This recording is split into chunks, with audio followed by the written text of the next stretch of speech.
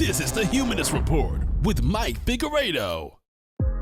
The Humanist Report podcast is funded by viewers like you through Patreon and PayPal. To support the show, visit patreon.com/Humanist Report or become a member at humanistreport.com. Now, enjoy the show. Welcome to the Humanist Report podcast. My name is Mike Figueredo, and this is the 184th edition of the program.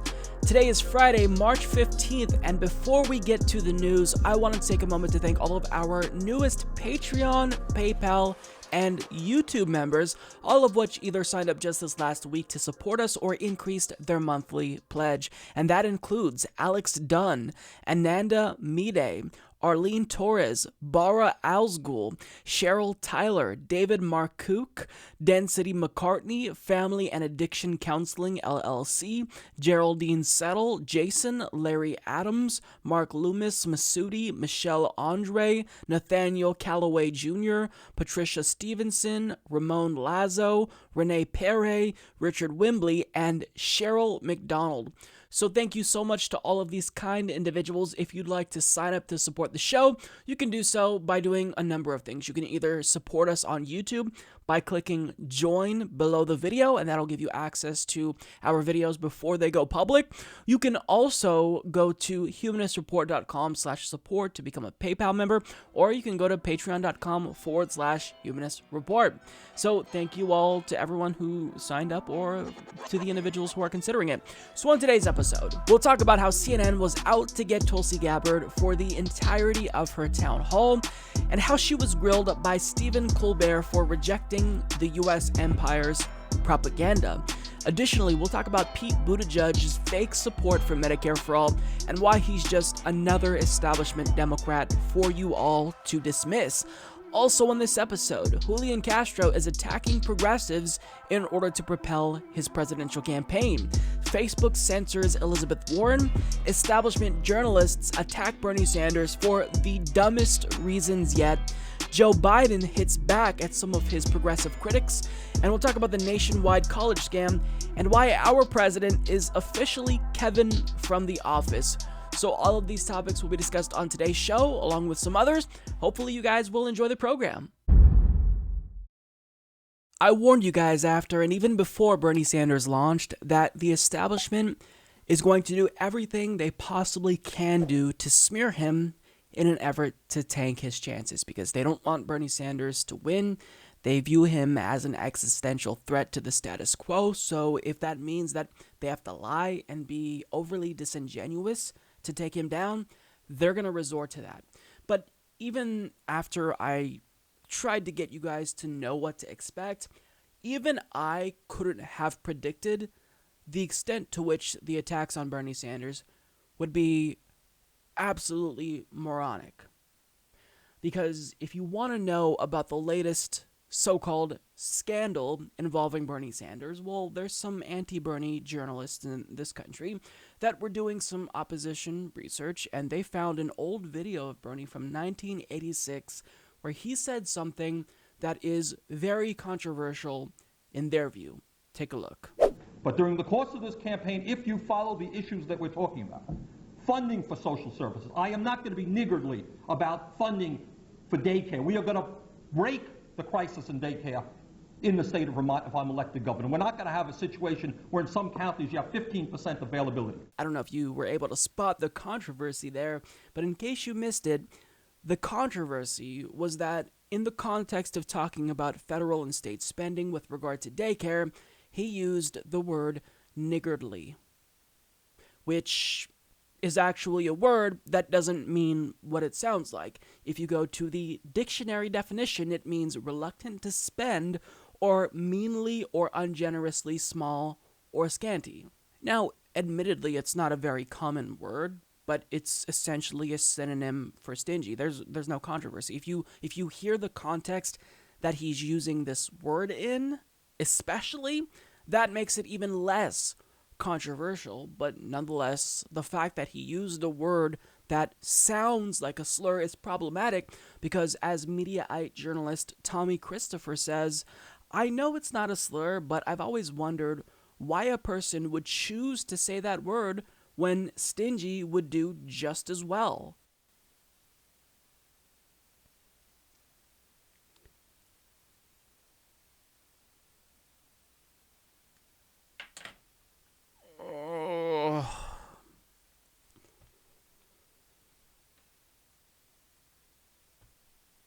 This is going to be a long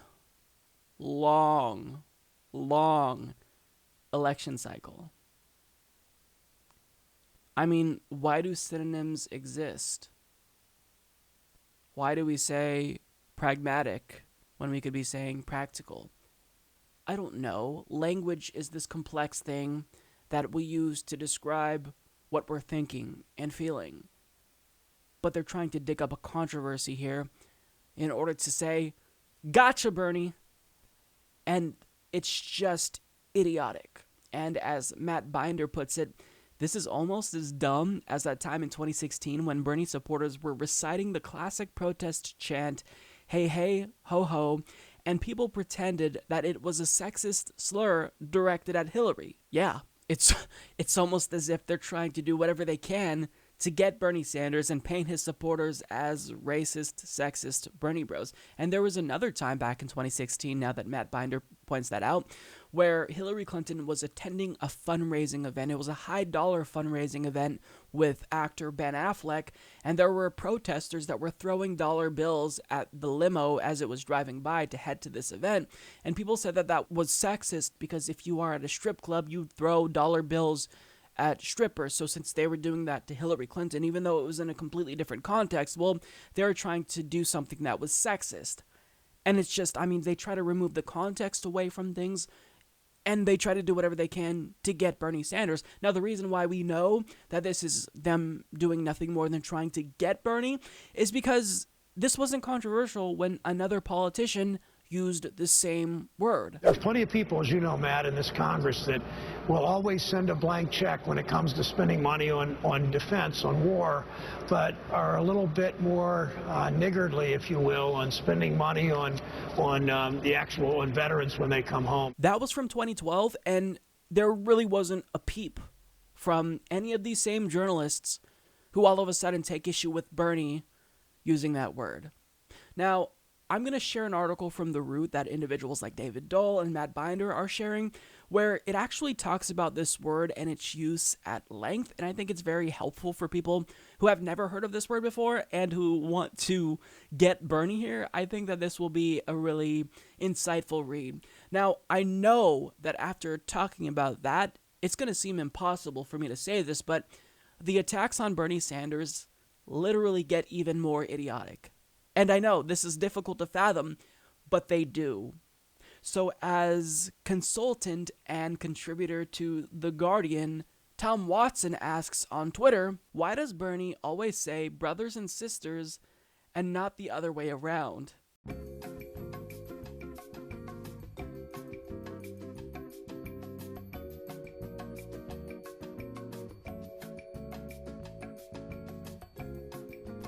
Makes sense.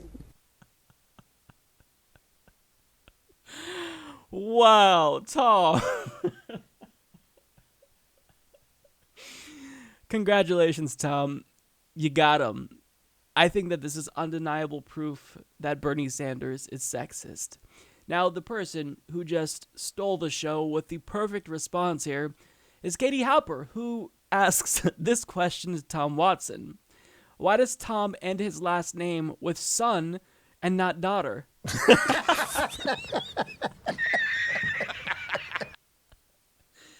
It's so good. It's so good. So look, I know that this is only the beginning, but I need you guys to understand we are going to be putting up with these types of just hacky, frankly, idiotic attacks for the entirety of the primary. And if Bernie Sanders is able to make it on through to the general, then we're going to have to deal with a different set of stupidity and just idiotic attacks from the right. So this is only the beginning, so buckle up. It's going to be a long ride, and it's going to be tiring, and it may make your head explode multiple times over, but it'll be worth it to put up with this if it means we get a politician in office who actually is going to genuinely fight for policies that would benefit our lives. But it's sad that they're not even really trying to make a really substantive case against Bernie Sanders. They're going for these gotchas that really say more about them and their desperation than it does about Bernie Sanders. It's just, man, these people are toxic, and I don't think that these journalists realize what they're doing to their credibility, because this is hacky. It's clear that they have an agenda and they don't care how biased they look, but keep it up, because this isn't going to work. I can only see this helping Bernie Sanders because it communicates to average Americans that, well, you know, if these people, if these elitists, if these Democratic Party loyalists and sycophants are going to these lengths and diving that low, or stooping that low rather, to attack Bernie, then there's something about him where he poses a threat to the establishment that I like. So I think that's what they're going to think, and I don't think they realize, these journalists attacking Bernie, that this isn't going to help them. It's only going to hurt their cause, and yeah, we're going to keep fighting them, but we don't have to do very much, because I think that these are arguments that are just absurd on their face. But I mean, it still demonstrates why we need to be hyper vigilant about the attacks, because they're looking for anything. If Bernie Sanders accidentally lets out a fart, understand that it will be in the news and on Twitter the following day. So I want to talk about a lesser-known 2020 presidential contender, and that person is Julian Castro. Now, he has not been on my radar. In fact, I don't really think he's been on anyone's radar, because up until this point, he's done nothing to differentiate himself from a field of candidates that all kind of bring something unique to the table. So, for example, Andrew Yang, he's bringing universal basic income to the table. We have Tulsi Gabbard talking about a strong progressive foreign policy position. We have Bernie Sanders and Elizabeth Warren being economic populists. But when it comes to Julian Castro, it's very clear that he doesn't really offer anything unique. But as we learn more about him, we're not necessarily learning more about his policy positions, but we are learning that he is someone who is a political opportunist. And he made that clear in an interview where he decided to throw not just one progressive, but two progressives under a bus in order to propel his own candidacy. Now, the individuals who he decided to throw under a bus are Bernie Sanders and Ilhan Omar. So first, I want to talk about what he says about Ilhan Omar. He's going to target her specifically, someone who already is a target of harassment and abuse because of her identity, but he's going to pile on and say that what she did was in fact anti-Semitic and accuse her of doing something that she's not actually guilty of. Well, I was glad that she apologized. I don't believe that she's, in her heart an anti-Semite, but I do believe that those comments gave life to some old tropes, biases against Jews as having dual loyalties or somehow, dominating industries or politics with money. And so I was glad that she apologized. I'm also glad that the House is condemning bigotry. We've seen a rise in anti-Semitism over the last couple of years. We've also seen a rise in, anti-Muslim hate and hate directed at others. But yeah, I'm glad that she apologized.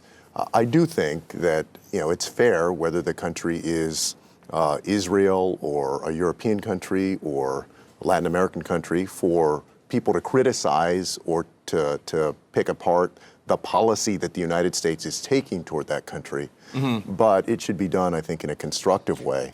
And not in a way that gives rise to old tropes. So to me, hearing him say that, it demonstrates that he is a spineless coward, because rather than standing up for her, he chose to do what everyone else did. He chose to do what's politically expedient, and he chose to throw her under a bus. He says that her comments, quote, gave life to some old tropes.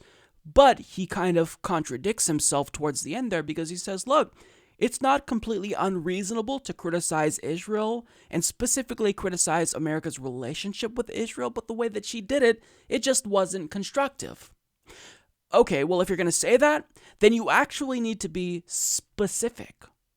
Because when I hear what she says, I think that that is, in fact, a legitimate criticism. So if you're saying that criticism of Israel is acceptable, albeit in a very specific way, then you need to cite some examples and not just be a political coward and say what everyone else is saying. Oh, well, what she did was anti-Semitic.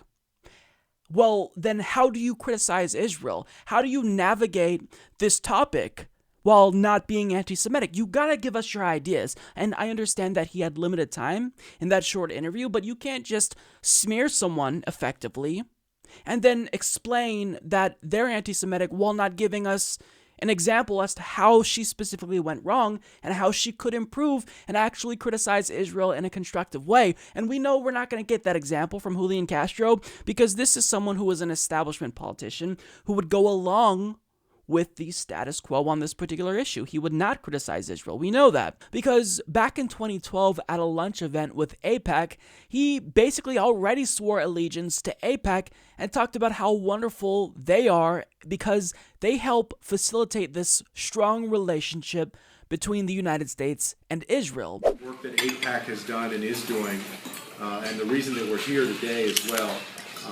The third thing I learned was how important Israel is to that region and to the United States.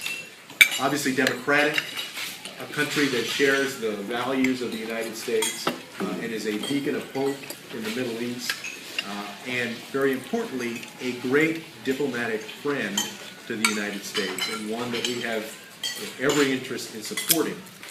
Here at home, AIPAC has been essential in maintaining that very strong connection, those ties, and ensuring that in Congress, that in state legislatures, and even in local municipalities, that elected officials, policymakers, decision makers understand the importance of the relationship between the United States and Israel. I return willing and ready to be supportive of maintaining that very strong tie between our country and Israel, and encouraging others to go to Israel, to learn about it. I look forward, hopefully at some point in the not too distant future, of getting back to Israel and learning more about the country, because as relatively small as the nation is, we certainly didn't get to see and learn everything that we could have, and so I look forward to returning in the future. So as Julian Castro says all of this wonderful things about Israel and ignores the fact that they are carrying out a literal apartheid right now against Palestinians, I just wonder if Julian Castro is criticizing Ilhan Omar because he genuinely believes that she breathed new life into old anti-Semitic tropes, or if it's because he got the orders from AIPAC, seeing that he's a shill for AIPAC. Now, he also took shots at Bernie Sanders when it comes to the issue of reparations. Now, I've actually been critical of Bernie Sanders because I don't think Bernie Sanders is up to par when it comes to reparations. Nobody really is, to be clear, but he criticizes Bernie Sanders in a way that is unacceptable in my view, because what he's doing is he's trying to say, Bernie, you need to improve, but it's hypocritical because he's not looking in the mirror. He's saying Bernie should support something that he himself doesn't support. I'm not even kidding about this. And he admits this as he criticizes Bernie. What do you mean? Do you think that there should be actual monetary payments to descendants of slaves? Do you support more like what Senator Sanders is talking about, policies such as child care and education that help those who are disadvantaged? Well, you know, what I said was that that I've long believed that this country should address slavery, the original sin of slavery, including by looking at reparations. And if I'm president, then I'm going to appoint a commission or task force to determine the best way to do that. There's a tremendous amount of disagreement on how we would do that. But let me just say something about Senator Sanders' response there, because he was also asked this question in 2016. Mm-hmm. What he said on The View, I think, the other day was that he didn't think the best way to address this was for the United States to write a check. To my mind, that may or may not be the best way to address it. However, it's interesting to me that when it comes to Medicare for all, health care, you know, the response there has been, we need to write a big check. That when it comes to tuition-free or debt-free college, the answer has been, we need to write a big check. And so if the issue is compensating the descendants of slaves, I don't think that the argument about writing a big check ought to be the argument that you make if you're making an argument that a big check needs to be written for a whole bunch of other stuff. Interesting. So if under the Constitution we compensate people because we take their property, why wouldn't you compensate people who actually were property? Does Julian Castro have the credibility to actually use this line of attack against Bernie Sanders? Absolutely not. Because let's take a moment to really look at his argument. He is essentially saying that there's kind of this double standard with regard to Bernie Sanders and reparations, because when it comes to other issues like healthcare and education, he is very idealistic. But when it comes to reparations, then suddenly he's a pragmatist. So what gives? Now, what he is saying essentially is he's basically regurgitating Ta-Nehisi Coates' argument, and I believe that Ta-Nehisi Coates made an argument that is actually persuasive, but Ta-Nehisi Coates can make this argument because he actually does support reparations, whereas Julian Castro supports a task force. Wow, how bold of you. Again, let me be clear here. I'm not saying that Bernie Sanders is above criticism, and we'll talk about this a little bit more towards the end of the video. I do think Bernie Sanders needs to improve when it comes to this issue, but Julian Castro cannot make this argument, at least if he wants to make it from a position of authority, because unless you're going to explicitly support reparations, then you can't criticize anyone else for this, because it's obvious that what he's doing is he's trying to exploit this issue in order to attack Bernie Sanders, in order to propel himself, and it's obvious he just wants to placate individuals who genuinely do support reparations, which I think is actually wrong. I think that if you're not going to support reparations, then just say it. But you can't take whatever milquetoast approach you have and say, oh, well, I support reparations. Let's throw that label on there. You can't do that if you want to come off as a good faith actor. But what he's doing here is he's trying to outflank Bernie on an issue when he doesn't have the credibility to do that. You can't outflank someone if you're not as good on this issue as the person you're criticizing. Now, let's say, hypothetically speaking, that Tulsi Gabbard wanted to outflank Bernie on this issue and say, look, I've co-sponsored H.R. 40. I've taken it a step further than Bernie Sanders because I support the legislation that John Conyers introduced for decades, which would have the U.S. government commission a study on the impact of reparations, as well as how logistically it would work, who would qualify, who wouldn't qualify, things that we need to get answers to if we actually do want to move towards a tangible thing for American descendants of slavery. She can say that. Julian Castro cannot. And if Bernie Sanders is genuinely outflanked, then I would have no choice as a supporter of Sanders to concede and say, all right, well, on this issue, even if I support Bernie overall, he's not the best on this issue. You've outflanked him from his left. Kudos to you.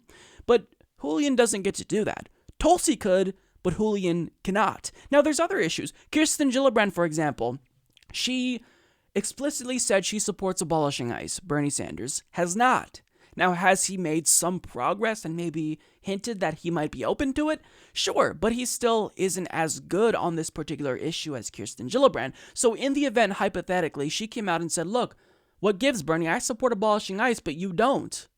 I would have no choice as a Sanders supporter but to concede. Now, there's a political strategy that actually is effective in trying to target your opponent's weaknesses. And if somebody is a progressive champion, then sure, what do? It makes sense to try to outflank them from the left wherever you can. This is exactly what Hillary Clinton did back in 2016 with regard to gun control. Now, she's arguably better on gun control. I don't necessarily know that that's true. But I mean, she really exploited that presumed weakness and tried to target Bernie there and outflank him on maybe the only issue that she could. But the difference between Tulsi and Kirsten Gillibrand and Hillary Clinton here doing that and trying to outflank Bernie is that there actually was a case to be made that they outflanked Bernie, or that they could outflank Bernie. With Julian Castro, he actually admitted that, well, maybe Bernie Sanders' approach will be, the better approach. Now, I'll give him credit in saying that Julian Castro has not ruled out a check, but do I believe that he actually is going to issue a check to American descendants of slavery? No, because he's already showing signs of weakness. It's kind of like Medicare for all. The minute they start to back down, and they're no longer unequivocally saying they support Medicare for all, you know that they're not going to deliver Medicare for all. And the same is true here.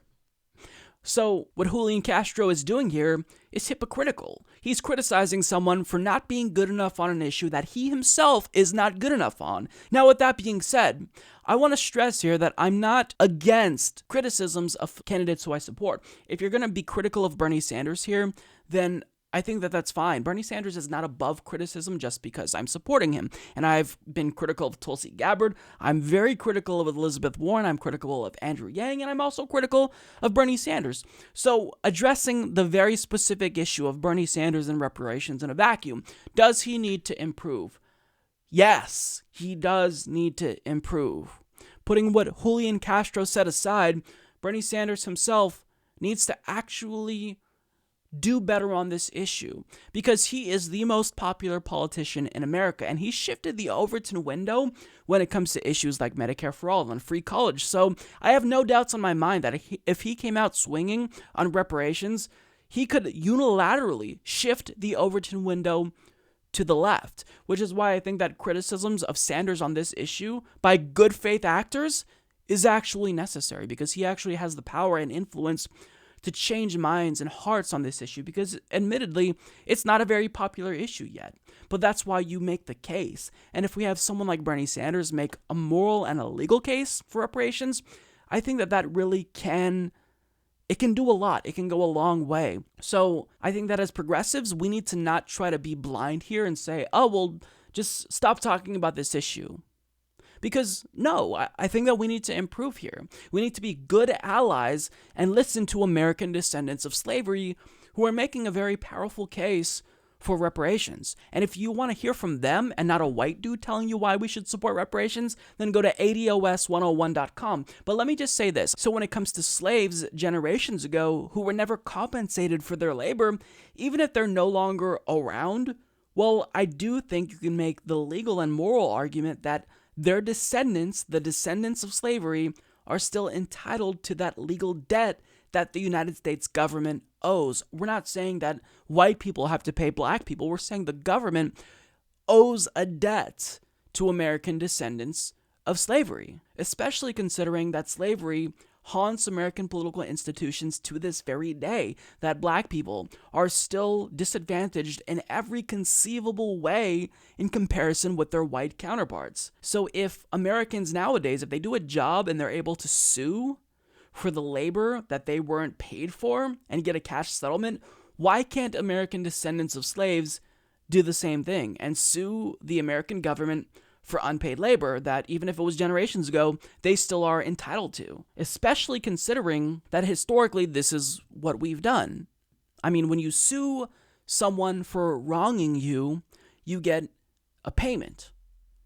During World War II, we sent Japanese Americans to internment camps, and then in 1988, Ronald Reagan signed the Civil Liberties Act into law and compensated them $20,000 each. So the argument that's being made is that, well, if we've done this before historically, why can't we do this now? Why is it unique that American descendants of slavery, they don't get that, but everyone else does?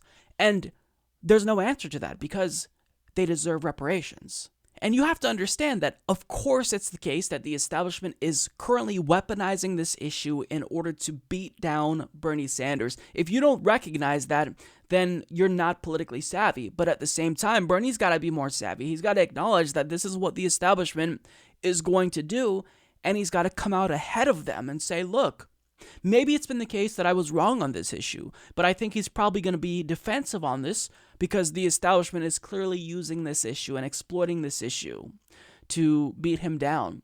And individuals like Julian Castro are trying to do that, not necessarily because they genuinely care about reparations, because he hasn't said a thing about reparations until he was asked about it on the route, and he saw how the establishment used him being supposedly for it against Sanders. So now he's just exploiting that perceived weakness in Bernie Sanders. But with that being said, I think that Bernie Sanders should actually consider supporting reparations, because if he did, he actually would help, I believe, move the needle when it comes to public opinion on this issue. So Is it the case that people like Julian Castro are making this reparations argument specifically to attack Bernie, and they're making this in bad faith? Absolutely. You've got to acknowledge that. And this is someone who's a political opportunist who's trying to step on everyone else's head in order to reach the top. But with that being said, criticism is important in order to get candidates to improve. So Bernie Sanders is not above criticism. But getting back to Castro, this is someone who has attacked two progressives in the span of 1 week, Ilhan Omar and Bernie Sanders, when he would be better served to actually propose something that would excite people rather than trying to attack other individuals. Now, part of the strategy in DC is that if you are not polling very well, which he's not, then the way that you can elevate yourself and get more name recognition is you attack the front runner. That's what he's doing. That's exactly what he's doing. But here's what I will say to you, Julian Castro. If you care about issues, then actually be bold and propose something yourself. If you're going to make reparations your go-to issue, I would love that, because I think that this needs to be part of the national conversation. But you don't get to be smug and disingenuous, and you're not better. Nobody in this race, with the exception of Tulsi and maybe Marianne Williamson, are actually better on this issue.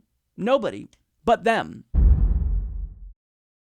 CNN hosted a town hall with Tulsi Gabbard over the weekend, and even though I was happy that they gave her this opportunity to kind of get her name out there, it was obvious that they were no fans of Tulsi Gabbard, and it was as if she walked into a lion's den, because she really had no real opportunity to get her ideas out there and talk about policy. She was essentially forced to play defense for probably a majority of this town hall.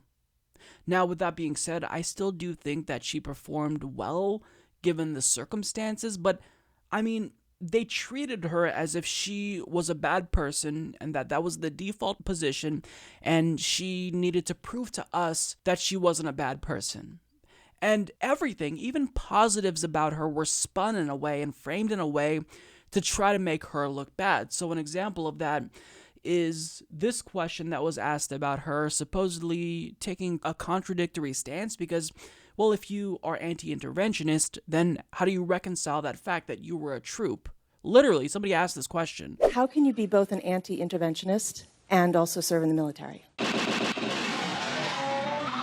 That was one of the dumbest questions I've ever heard anyone ask at one of these town halls, because it was clear that that person was trying to do like a gotcha. And we see this with Bernie Sanders and AOC. People will say, oh, well, you're hypocrites because you ride in cars and airplanes, but yet you say that we need to get off fossil fuels. Gotcha. This is kind of what I thought when I saw her ask that question. Oh, you claim to be against regime change, but yet you fought in a war. Gotcha. Except if you listen to whatever Tulsi says, whenever she talks about this, she says that the reason why she's so vehemently against regime change wars is because she herself fought in one, and it's that experience that changed her mind. So the fact that you would even try to word it in a way, I'm surprised that people aren't freaking out and saying, how could you talk to a troop this way? Because we all know if Dan Crenshaw was asked this question, the establishment would lose their minds. But since it's Tulsi Gabbard, all of a sudden, you know, she's fair game, and we can literally criticize her for being a veteran. Unbelievable. So that's just one of the many examples of bias where it was framed in this antagonistic way where the default position is Tulsi bad, prove that you're not bad. Now, additionally, on top of that, there was an individual that asked the question about Assad who didn't disclose, or CNN didn't disclose certainly, that she was a former Obama for America worker. I think that's kind of important because if you're a political operative who worked for an establishment politician, and Tulsi is anti-establishment, we might need to know that, CNN, so clearly they haven't learned their lesson after seeing all the backlash they got when they planted a bunch of political operatives in Bernie Sanders' audience when they did a town hall with him. Now, another question where she was forced to play defense was on the issue of socialism. Before I give you her answer and how she had to defend herself, look at the way that the question was framed. Right now, the Democratic legacy is being warped and repositioned as a socialist agenda. So, Congresswoman, my question for you is as follows. How will you counter this perception? Because as they say in marketing, perception is reality. Yeah. And in doing so, restore the democratic ideals to their original truths. Yeah. But as you see, so many of these labels are misused, misunderstood to the point So how would you define where people yourself? don't have any idea what they even mean anymore. So you're not a capitalist? I'm an independent-minded person. I'm a Democrat, and my sole focus and purpose is to figure out how we can best serve the people of this country. So do you see what I mean? Every single question, it doesn't matter whether or not it was applicable to Tulsi or not specifically, was framed in this ruthlessly antagonistic way where she had to prove that she's not a horrible person. And that frustrated me to no end because the bias is overt and CNN didn't really even seem to want to hide it. And when there weren't these overtly biased questions, then they were just fluff questions.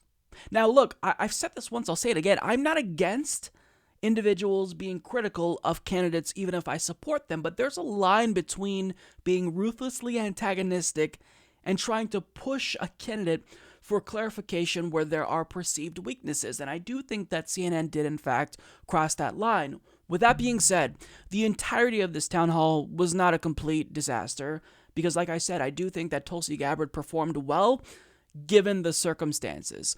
So, for example, probably my favorite clip of the night and my favorite answer that she gave was in response to a question about rape and sexual assault in the military. I mean, it's clear that she shined here. Take a look. As one woman officer to another, I'd like to know what you would like to do to stop sexual assault in the military. And as Commander-in-Chief, will you commit to signing the Military Justice Improvement Act should it come across your desk? Yes. I led the introduction of the Military Justice Improvement Act in the House of Representatives. So absolutely, I would sign it into law as your president and commander-in-chief. As a fellow service member, we have lived through experiences ourselves and things that our fellow brothers and sisters in uniform have gone through. I have sat through hearings and engaged with leaders from the Department of Defense in my role as a member of the Armed Services Committee, where unfortunately there is a lack of recognition of the serious change that needs to take place for there to be a true path for justice for victims of sexual assault in the military. I believe that we still today don't know how rampant sexual assault in the military is because there is still a fear of retaliation, there is a stigma, and people who don't want to be known as that one. She or he is that one who went against the team, who turned their back. You know exactly what I'm talking about. And we know people ourselves who have gone through this and felt like they had no place to turn. So this legislation is so important because it provides that path outside of the chain of command where you know that there is no one, whether it's your team leader, or platoon leader, or your first sergeant, or your commander, there is no one who will be able to stop your pursuit of justice and accountability if you're a victim of assault in the military. This is such an important issue. Thank you for raising it. It's one that I'm going to continue to fight for. Thank you. So that was incredibly touching and incredibly powerful. And what you saw there was a really genuine moment where Tulsi made a direct connection to a member of the audience who asked a question, a really important question. And seeing Tulsi's response there and seeing how well she performed makes me feel even more frustrated about the fact that CNN was out to get Tulsi the entire time, because had you not been overly antagonistic, you would have potentially given her more opportunities to make those types of direct connections. So it's frustrating. But nonetheless, again, I don't want to make this only about CNN's bias and the antagonistic nature of this town hall, because I do think there were other good moments. So, for example, she was asked about climate change, and for the most part, I think she gave a virtually perfect answer with one exception. Why does this issue not have more political traction, and with what urgency will you address it if you are elected president? Yeah, thank you. You know, before I ran for Congress, I served on our Honolulu City Council, district that is one of the largest city councils in the country, represented close to 100,000 people. And one of the things that we went through in our deliberations and bringing in experts and meeting with planners, city planners, was the impact of climate change on our home. as an island state. This wasn't some far-off theory or some possibility in the next generation that people might have to face. This was in the next 10, 15, 20 years, how much are the sea levels going to rise that are going to start taking over our communities? And we're seeing this now. There was just a resolution passed in Hawaii calling for an emergency because homes and roads are being eroded because of these rising sea levels in the ocean. So we know how urgent this is, as do many people in this country. I think there are a number of reasons we can look to why Washington hasn't taken this more seriously, and I think one of the big ones is the big influence of money in politics, as well as industries like the fossil fuel industry continue. You have high-powered lobbyists who try to block and get in the way of real legislation being passed. But this is something that will require us as people to stand up and make sure that our voices are heard to the leaders of this country to understand the seriousness of this threat and how bold action must be taken to protect us, to protect our home and our planet and our future. Yes, there are things that we can do in our everyday lives to try to make this change, but this really needs to happen at the national level, and it needs to happen at the global level. So overall, I really liked what she did there because I think that she essentially played all the greatest hits when it comes to climate change. Not only did she tie it to a real-life issue, such as rising sea levels and how that would impact an island state like Hawaii, but she also talked about the reason why there's been inaction. It's largely due to money and politics. She also talked about this not necessarily being an individual issue, but more so an issue where government has to take action, and there needs to be global action, and that's what she'd do as president. Now, the reason why I say it was almost perfect, virtually perfect with one exception, is because if you'll recall, the way that the individual asked her that question was he made urgency a prime concern there, and I think that if she would have addressed the elephant in the room, then it would have been a 10 out of 10, but I give her a 9.5 otherwise. So what's the elephant in the room that I'm talking about? The Green New Deal. And she didn't mention the Green New Deal, namely because even if she says that she supports it, she hasn't co-sponsored it. And part of the reason why she hasn't co-sponsored it is because she does have her own climate change legislation, to be fair. It's called the OFF Act. However, this was written before we knew about the IPCC's 12-year timeline. And what Tulsi's OFF Act aims for is 100% renewable energy by 2035, but that would be too late given what we know now about needing to take drastic action within the next 12 years. So as a presidential candidate, I need you to demonstrate to me that you are able to adapt in the event new scientific data comes out. And that's exactly what happened. We had a phenomenal piece of legislation with the OFF Act introduced by Tulsi Gabbard in the last congressional session, but now we need it to be even more ambitious in order to meet the IPCC's 12-year deadline. Now, I get it because you've been pushing for this legislation for more than a year now, and you don't want to just abandon it, but what she should have said was, look, I take a kitchen sink approach to climate change. I support both the OFF Act, which is my legislation, but I also support the Green New Deal because I do think we need to meet the IPCC's 12-year deadline, and the Green New Deal really is the only actual framework for climate change that would address that specific urgency. And I think that that probably could have made her answer better. Because think about this, when we talk about healthcare, we always have to attach a policy prescription to it. And that policy prescription is obviously Medicare for all. So we should be doing the same thing when it comes to climate change. And I think she needs to come on board with the Green New Deal. I mean, it's been long enough. I get that you say that there's vagueness to it, Tulsi, but co-sponsor it and then try to improve it. Don't sit out and say, well, I have my own legislation. We need you to be able to adapt. So that's where I think she went wrong, but I don't want to shit on her answer too much because overall, she's saying what I need her to say when it comes to climate change. I just need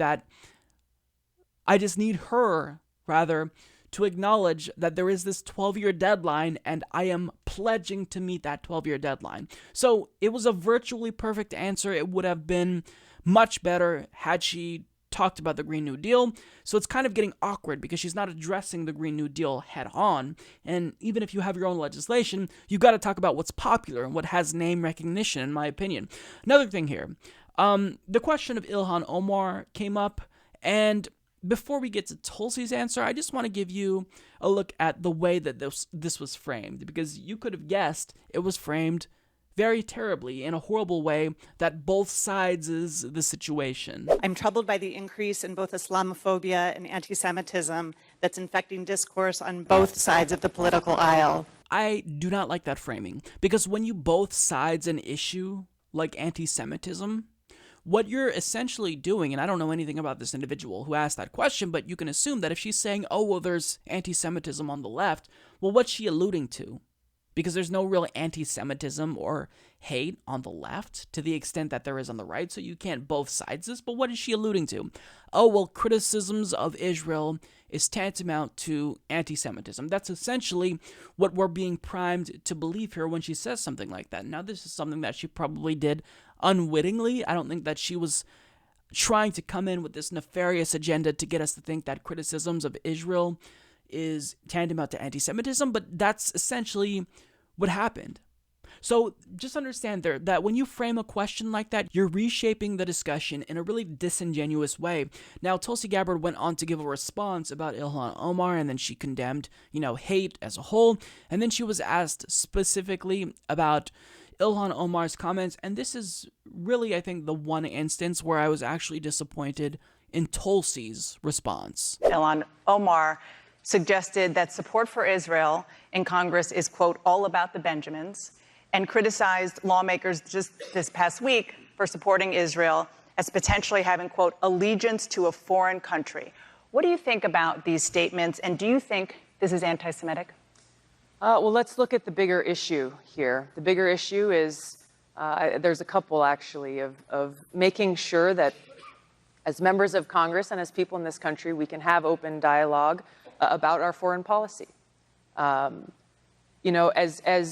there are criticisms levied about dual loyalty, again, as I mentioned in the last question, I've been on the receiving end of those types of attacks, so I can understand how offensive they can be, where just because I am a Hindu, people assume that therefore I must be loyal to some other interest or some other place. But what about these specific statements? You're talking broadly. These specific statements, were they anti-Semitic? There are people who have expressed their offense at these statements. I think that what Congresswoman Omar was trying to get at was a deeper issue related to our foreign policy. And I think there's an important discussion that we have to be able to have openly, even though we may end up disagreeing at the end of it, that we've got to be able to have that openness to have the conversation. But you're not willing to go as far as saying it's anti-Semitic. What I'm saying is what she was trying to bring up was something that was a deeper issue. Okay. And I don't believe that her intent was to cause any offense to anyone. That wasn't necessarily the worst defense of Ilhan Omar that I've seen, but was it the best? No, not really. And when she talked about dual loyalty and it being Hindu-phobic to question her ties to Modi, I just don't find this argument persuasive at all, because the argument is being made in good faith by progressives who aren't Hindu-phobic, who are questioning why she posed for photo ops with someone who is a Trumpian figure. He's India's version of Donald Trump. So we're not saying, hey, you're both Hindu, there's something fishy going on here. We're saying, why would you want to pose for photo ops and be associated with someone who is kind of a bad guy? I mean, we grill other presidential candidates for posing for photo ops with war criminals like Benjamin Netanyahu all the time. So why can't we question why Tulsi's choosing to pose for photo ops with a different extremist and war criminal? Do you see what I mean?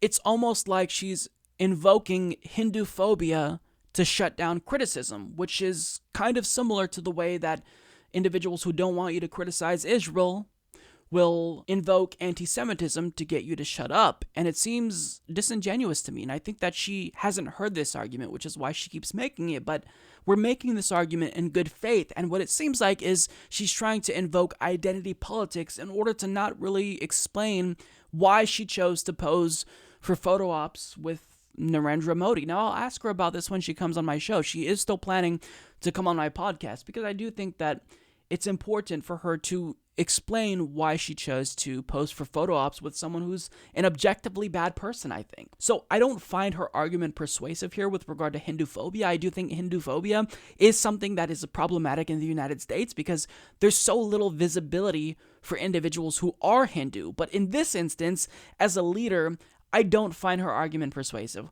Now, when it comes to what she said about Ilhan Omar, I wasn't super pleased and impressed here because she didn't unequivocally say that what Ilhan Omar did was not anti-Semitic.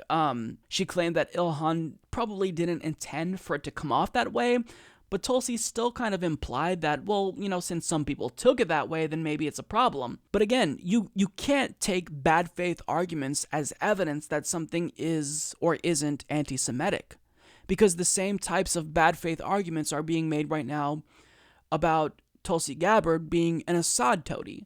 So if we were to say, oh, well, look, some people are saying she is an Assad apologist, so maybe it's true since some people are saying it, then what we're doing is we're allowing the right and our opponents to frame the discussion when we shouldn't be doing that. We should say, no, it's not anti-Semitic. No, Tulsi's not an Assad apologist. That's completely ridiculous. So that's why I wasn't impressed with her response here overall, but I don't want to give you the impression that I wasn't pleased with her performance, because what she was working with here was an incredibly antagonistic atmosphere of individuals who are just chomping at the bit to try to put her on defense and trying to, smear her. And clearly, this is CNN trying to curate a specific set of questions that would, in fact, make Tulsi Gabbard look bad because she's someone who the establishment, frankly, just does not like. So overall, given that situation, I do think that she did a phenomenal job, but I do think that CNN largely was holding her back. They kind of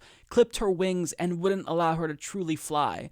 And that pissed me off because it's like, if you're going to do these town halls and give each candidate town halls, then why aren't you bringing up the baggage for all of the other candidates? I mean, if you watch the town hall with Pete Buttigieg, no baggage was brought up. It was all just fluff questions. So it's frustrating that they really target Tulsi Gabbard and also Bernie Sanders. They take these progressives and they intentionally try to put them on defense and make them look bad in order to elevate the more establishment-friendly candidates. And that was on display here. So Tulsi did phenomenal in spite of what CNN was trying to do. Could she personally have done better?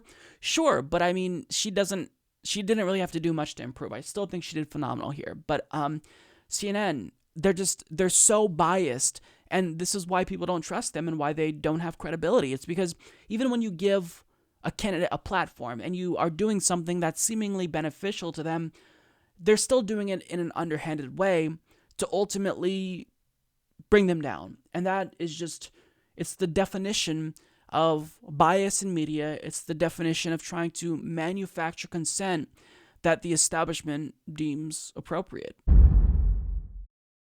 Tulsi Gabbard was on a recent episode of Late Night with Stephen Colbert, and even though I wasn't really expecting much from Stephen Colbert, I wasn't honestly expecting it to be this bad. I know that over the course of the years, he's become a lot more establishment friendly. I mean, I was assuming that he would try to grill her about Assad and pretty much everything that media hacks do, but I wasn't expecting it to be this bad. Now, I can't play the entire clip for you because CBS is really draconian with copyright strikes. So if I play the clip, they're going to strike it down. So I'll link you to the video down below in the description box if you want to see it. But I will play you some audio just so you can kind of get a sense of how bad this interview was. And not because of Tulsi, it was exclusively because of Stephen Colbert. And how hacky he's become is honestly, it's shocking to me. I don't know whether America should be the policeman of the world. But it is my opinion that we should not be. If we are not, though, nature abhors a vacuum.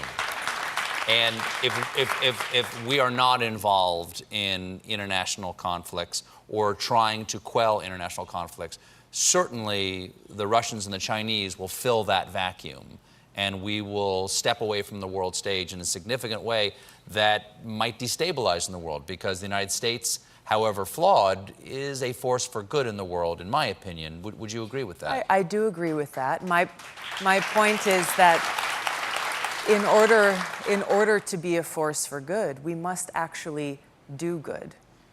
The consequences of these regime change war policies has been horrible.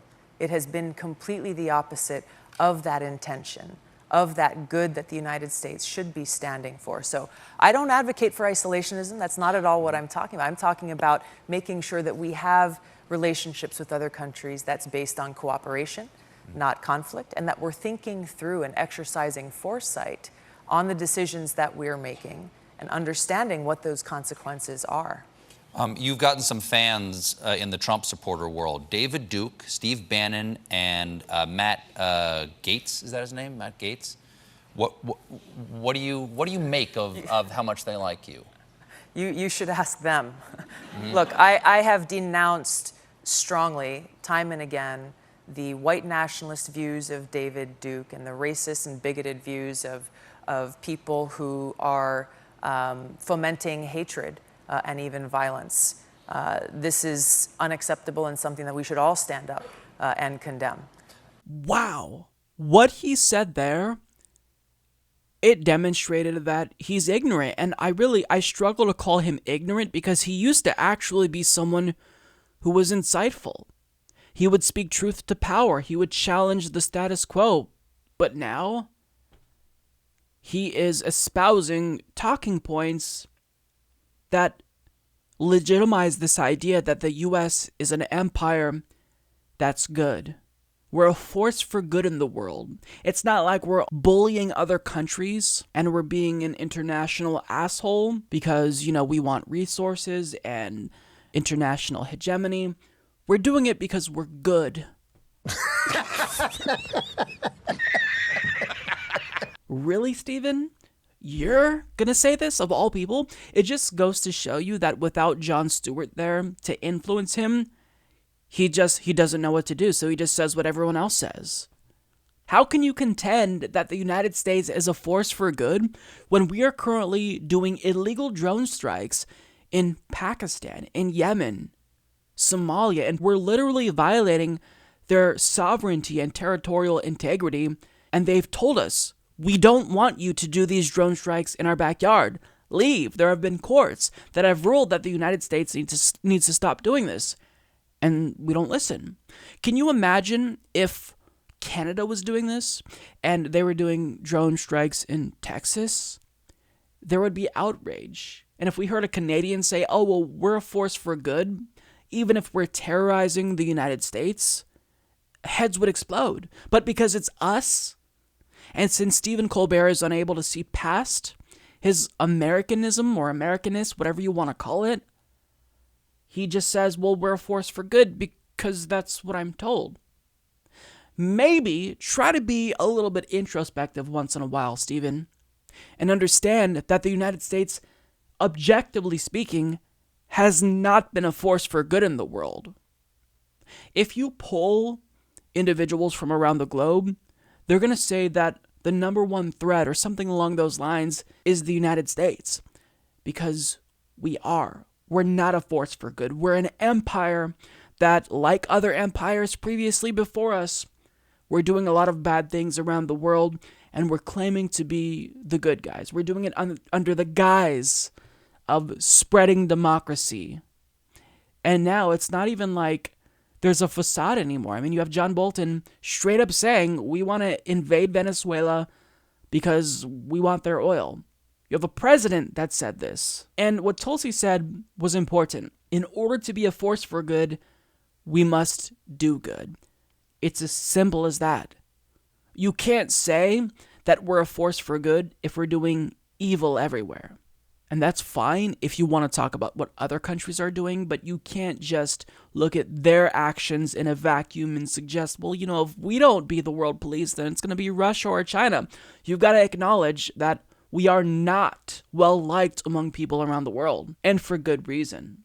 Like, I struggle to call it ignorant because I feel like he knows better. He's just choosing to be obtuse. He's choosing to do the establishment's bidding because this is a multimillionaire who is comfortable. So why turn the apple cart over when you're doing fine yourself, when you have no real reason personally to challenge the status quo? You have nothing to gain and everything to lose. So why criticize it when you're comfortable? That's what we're seeing here. He also asked Tulsi, why do people like David Duke and Steve Bannon and Matt Gaetz support you? And I think her response was perfect there. You have to ask them. Why is that a gotcha? It doesn't make any sense. And if you'll notice, this is exactly what the establishment used to legitimize their dogpile on Ilhan Omar. Because David Duke said, oh, well, what she said is great. And when Donald Trump learned that Bernie Sanders was running for president again, and he didn't attack him off the bat and said, I like Bernie, they used that as evidence that, oh, well, see, since these people are praising you in any way, shape, or form, that's evidence that you're bad. No, that's a really hacky argument. These are individuals who reasonable people hear from, and we dismiss what they say because we don't care what people like David Duke or Steve Bannon have to say because we don't view them as legitimate. So if David Duke wants to praise Tulsi Gabbard, that means nothing to me. It doesn't affect my perception of Tulsi because everything that David Duke thinks and says out loud is illegitimate. So I'm not just going to say, oh, well, since David Duke thinks Tulsi is good, then I have to view her as bad by default, because that's a nonsensical argument. It's irrational.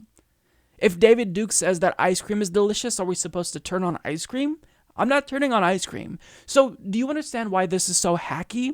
Stephen Colbert is awful now. And I knew he was bad, but I didn't realize it was this bad. And part of the reason is that I haven't really been watching his show because I have no interest in celebrity gossip and an establishment analysis. But I had a friend send me a link to this interview with Tulsi, and I just thought, wow, Stephen, what happened to you, dude? You sold out, man. And it's not like he wasn't making cash before, but like I said, this is only a theory, I can only speculate. I think that now that Jon Stewart isn't here to provide his own astute analysis, then Stephen Colbert just kind of defaults to what everyone else is saying and thinking. He is a follower, not a leader like Jon Stewart.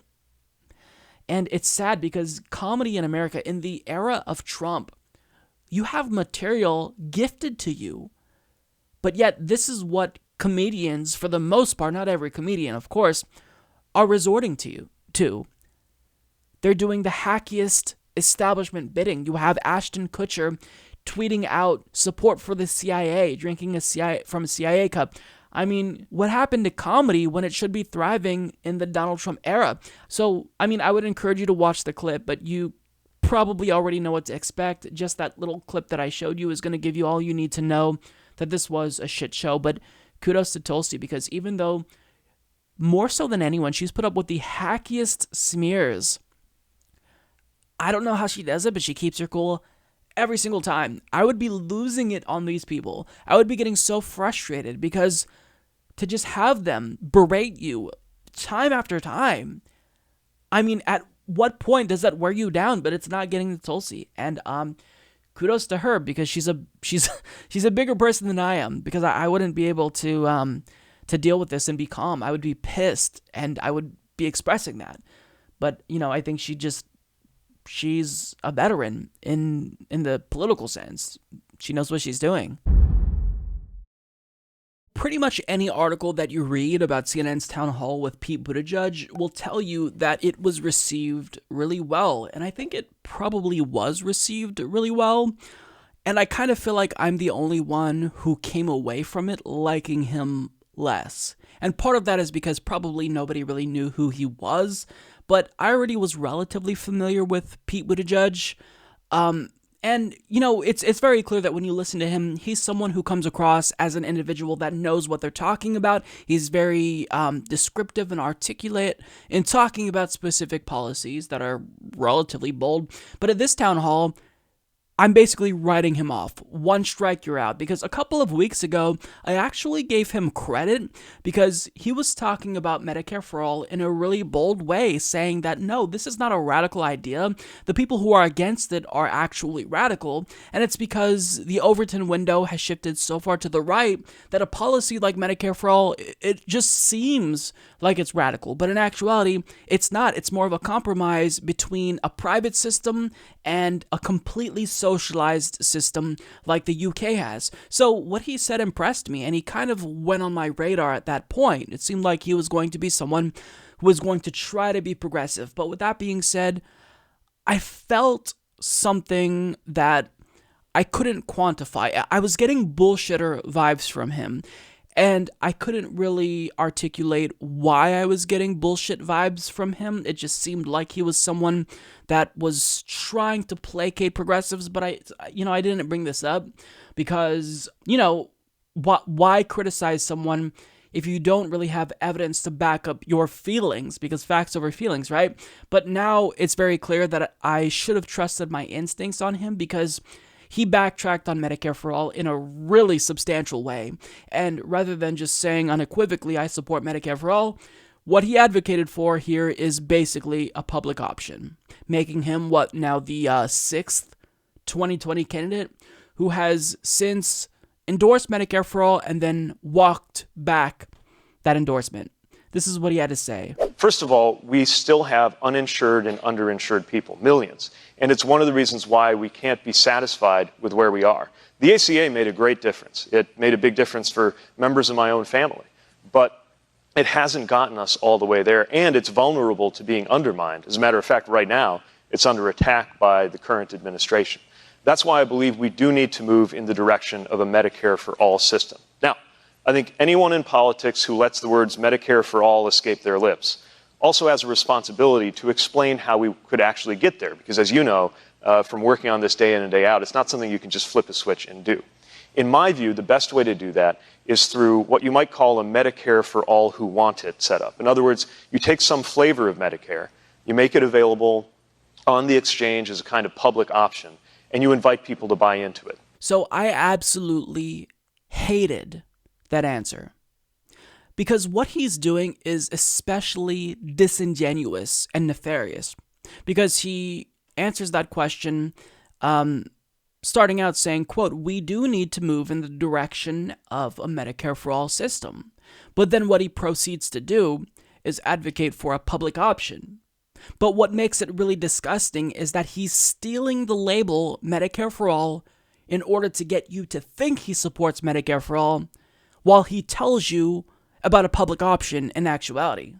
Do you see what's happening? So he's trying to gaslight you. He's trying to use the words Medicare for All with the intention of priming you to think that he's in favor of it, when in actuality, he's not going to do Medicare for All. He's going to do, in his words, Medicare for All who want it, which, let me be clear, is not Medicare for All.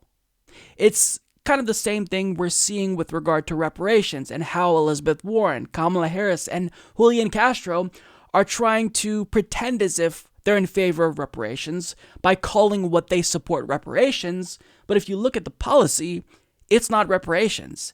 Same thing's happening here. He's saying he supports Medicare for All, and he's using the words Medicare for All, but it's not Medicare for All. You're gaslighting us, and that is a special level of disgusting because you're essentially trying to dupe us. That's what is happening here. And he also says, when it comes to Medicare for All, quote, it's not something you could just flip a switch and do. In other words, he thinks that you have to have some type of half measure before we get to Medicare for All. But it kind of is something that you can just flip a switch and do. That's what other countries did. There's not a rule codified into law or in the Constitution that says, well, before you get to point C, Medicare for all, you have to do point B. You have to do a public option and then graduate. There's no rule against that. You can flip a switch. You can pass Medicare for all and then have Medicare for all. You don't have to go towards a public option first. Do you understand? But that's what he wants you to think because he doesn't support Medicare for all.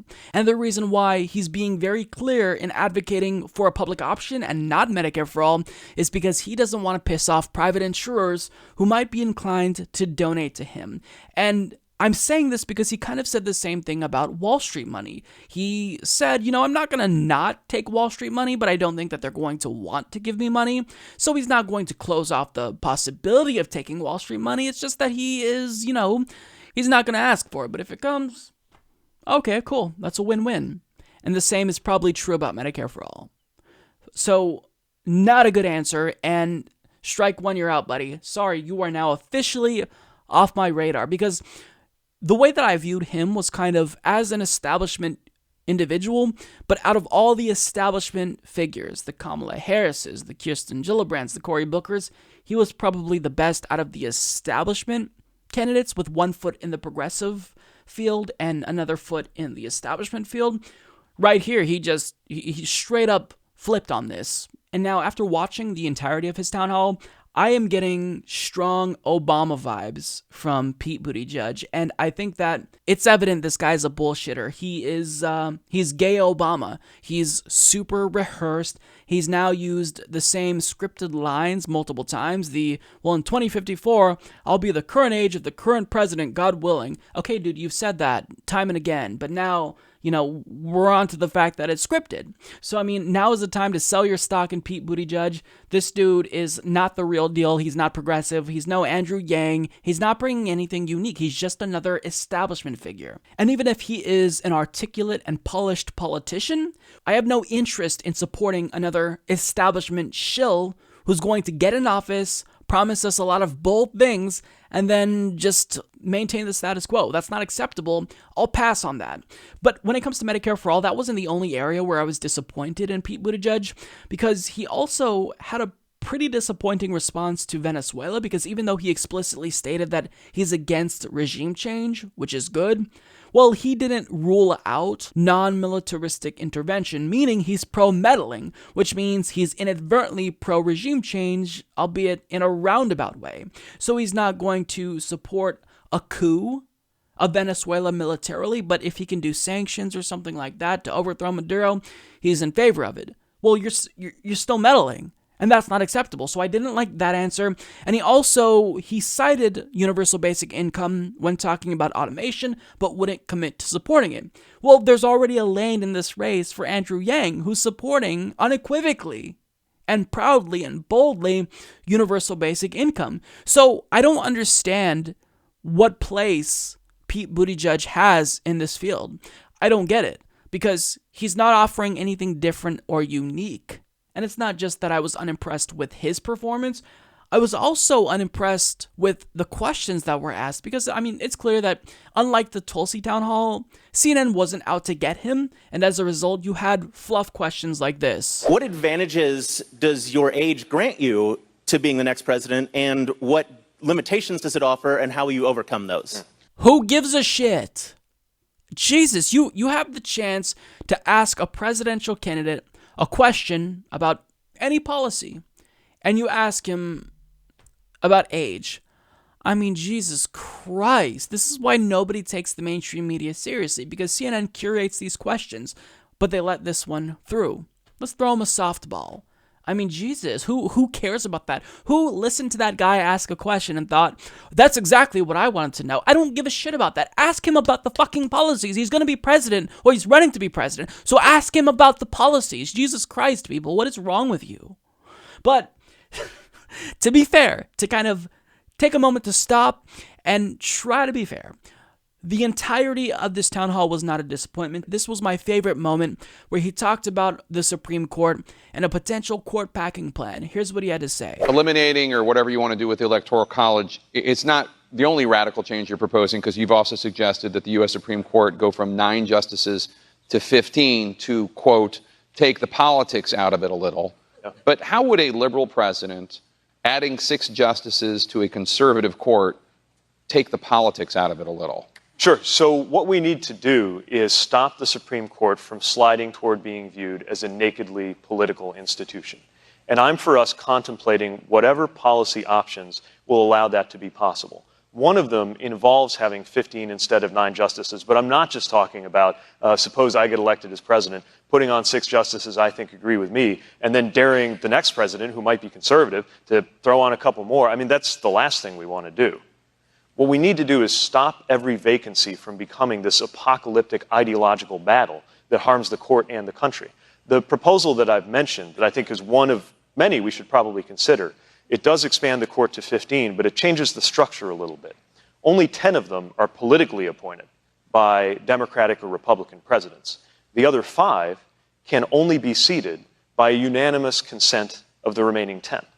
So the idea is that those 5, by necessity, will be those who command the respect of the other 10 across the ideological spectrum and can be counted on to think for themselves. Again, I don't know that that's necessarily the right option. There are others that have been floated that would involve, for example, a rotation of people up from the appellate bench. And by the way, I know you used the word radical in the question, but there are some legal scholars who think this could be done just by statute, not with a change to the U.S. Constitution. So I think that whichever particular mechanism is best, the point is we need to begin the debate on what it will take to make sure our Supreme Court is less political. And I don't think there's anything about this approach that's any more radical than the shattering of norms that Senate Republicans have gone through in order to get the court to where it is today. That, in my view, was actually a good answer. I liked what he said about the Electoral College, and I like that he has a court-packing plan that would essentially depoliticize the Supreme Court. I like that. So if he's going to stand out and set, kind of stand out of a field that has like 1,000 candidates running for president, that's kind of his lane, and that's the only lane I can see, because everyone else kind of already carved out a lane. You have Kamala Harris, who's the establishment favorite. You have Bernie Sanders, who's the progressive favorite. You have Joe Biden, you have Tulsi Gabbard, who is the pro-peace candidate. You have Amy Klobuchar, who's running as the moderate. You have Andrew Yang, who's running on universal basic income. So if Pete Buttigieg is going to differentiate himself from the other candidates, I think this could be the field that he should take. But with that being said, overall, he backtracked on Medicare for All, and he's been in the race now for like a month or so. So, not impressed at all. I think that he's someone who's a good speaker, and he is articulate in describing policies, but he's just not bold enough. He really is doing nothing unique to set himself apart from everyone else. And I'm sure he's a lovely person. It's nice to see a gay candidate run for president. I think that as a member of the LGBTQ community myself, it's refreshing to see that. It's nice to have that representation. But with that being said, if you're not going to be bold and progressive, then you're out. If you don't support Medicare for All, then you can't just claim you support Medicare for All by labeling your non-Medicare for All policy Medicare for All in order for you to pass that litmus test and then go on and not give us what you essentially promised. That's gaslighting. That's disingenuous. So if you don't support Medicare for All, then say you support a public option. You don't get to say, I support Medicare for All for anyone who wants it. No, that's bullshit. That is gaslighting. So that's what makes me especially mad. And even if you watch the John Delaney town hall, even he, who does not support Medicare for All, claimed that healthcare is a right. So what we're seeing is establishment politicians basically steal and plagiarize the rhetoric that progressives use in order to placate the left. Not going to work. We see what you're doing, and you're going to have to do better, because if you don't support Medicare for All, you're not going to get the support from the base. Sorry, it's as simple as that. Elizabeth Warren recently proposed a new policy idea that I hadn't previously even thought about really, but once she explained it, I was 100% on board. So she's going to make the pitch in this clip that I'm going to show you for breaking up giant tech companies like Amazon, Google, and Facebook. So this is what she wants to do, and then when we come back from watching her explain the policy implications of what she wants to do, then we're going to talk about the aftermath, which in my view is a really fascinating element of this story because they essentially make her case for her. These giant tech companies have so much power, so much economic power and so much political power that they go all around the country saying, bribe me to come be where you are. And it's like a giant Hunger Games of some kind. What I believe is that to have more competition in the marketplace and to level the playing field a little bit for small businesses and entrepreneurs and startups, what we've got to do is take those platforms, you know how you order on Amazon or you do a search on Google, and break them off from the additional businesses that they're running. And those additional businesses are where they're getting a comparative advantage on their information because of the information they get from their platforms. The way to think about this right now is Amazon is like the umpire in the baseball game. It runs the marketplace. And it also has a lot of teams on the field because it's actually competing with the other businesses on that platform and giving special advantage, putting them on page 1 and somebody they don't like back on page 6. So my notion is you can be an umpire or you can own a team, but you can't do both at the same time. And that's how we should break up Amazon. It's how we should break up Google. So I think this is absolutely a phenomenal idea, but I do want to be clear. I don't think she's talking about just taking Facebook itself and dividing it into different companies. I think what she's saying is she wants to break them up in the sense that they're no longer going to be allowed to acquire and own competitors. So, for example, Facebook would no longer be allowed to own Instagram. That would have to be a different owner. So that's essentially what she's talking about, and I like it. One thing that I will add is that I would also hope that whatever proposal this turns out to be, it also includes regulating them and characterizing these types of tech companies as public utilities. And you can regulate them under Title II of the Communications Act of 1934. This is how we regulate the internet as a whole, and it's how we got to net neutrality before Ajit Pai repealed it in 2017. But it's a good way to acknowledge the reality of the fact that these are no longer just social media websites. It's no longer just about us sharing pictures of our food and our cats and talking to our aunts and uncles. This is now something that facilitates democracy. It's an important part of democracy in the sense that it helps us acquire new information. It helps us learn things about candidates before going into the voting booth. So they've taken on a new sort of significance, and I do think that we need to regulate these tech companies as they should be regulated, as public utilities, because that's essentially what they are now. And when you actually do become something that is crucial to democracy, like Google, we search for candidates and learn things about them, then you can affect democracy in a really negative way if you have too much power. And what Elizabeth Warren wants to do here is kind of rein them in.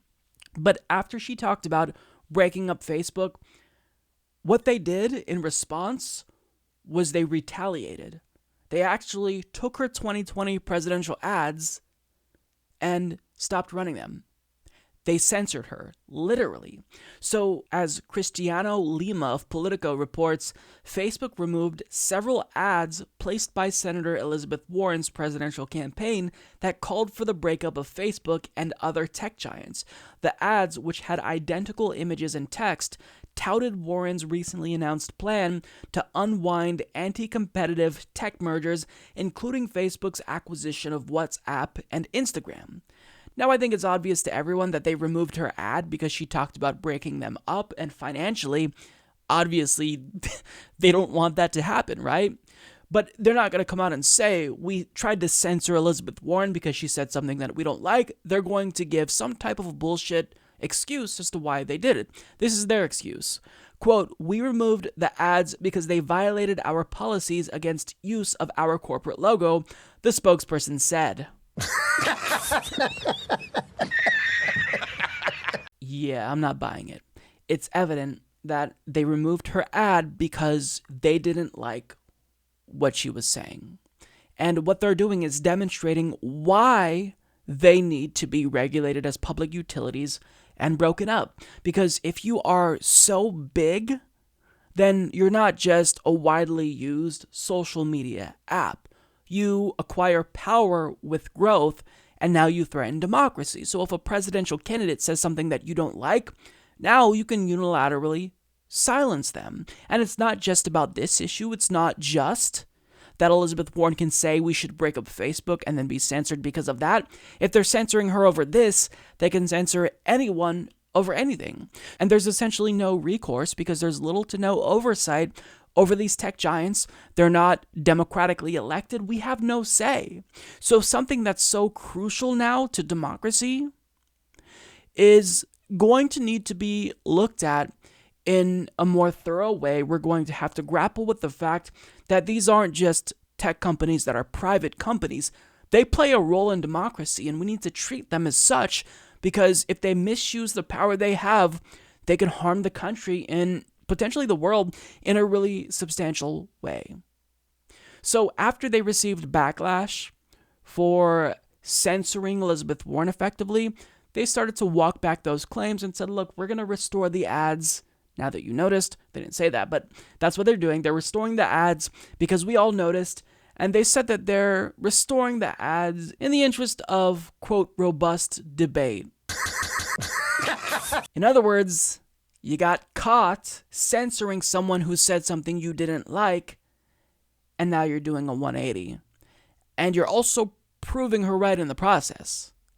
I don't know if they realize that, but that's exactly what they're doing.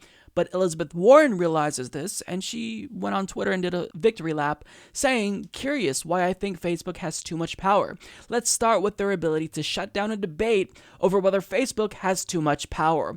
Thanks for restoring my posts, but I want a social media marketplace that isn't dominated by a single censor. Hashtag break up big tech. And after she tweeted this, Tulsi Gabbard responded saying that not only is she on board with this policy, but she also will be introducing legislation in the House of Representatives to do exactly what Elizabeth Warren wants to do. So, simply put, they have too much power.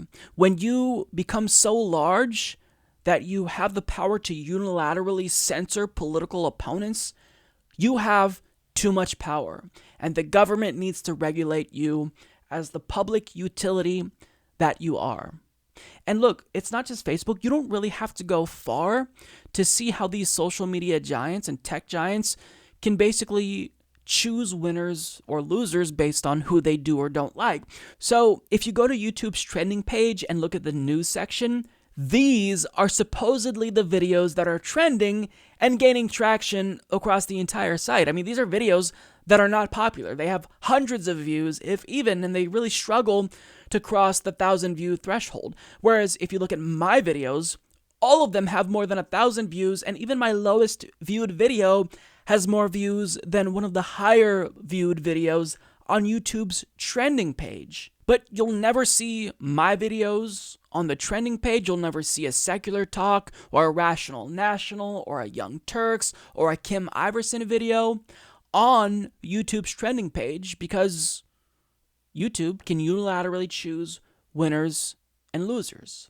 And they've chosen mainstream media outlets like CBS News to be winners, and they've chosen to suppress independent media voices. Even though we've proven that we are legitimate sources, we're good faith actors, we're not trying to peddle conspiracy theories, well, they still don't view us as legitimate.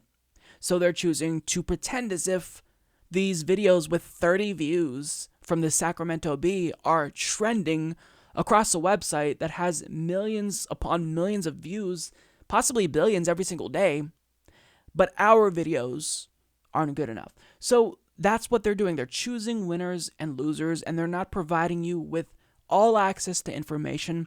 They are trying to curate information that they think you need to see. So this is why these tech giants have got to be regulated as public utilities. Now, after Elizabeth Warren talked about this and Politico published a pretty good report on this, they then turned around and published a hatchet job claiming that she's hypocritical because she supposedly talked about breaking up these big tech companies, but then took money from the likes of Amazon, Google, and Facebook employees.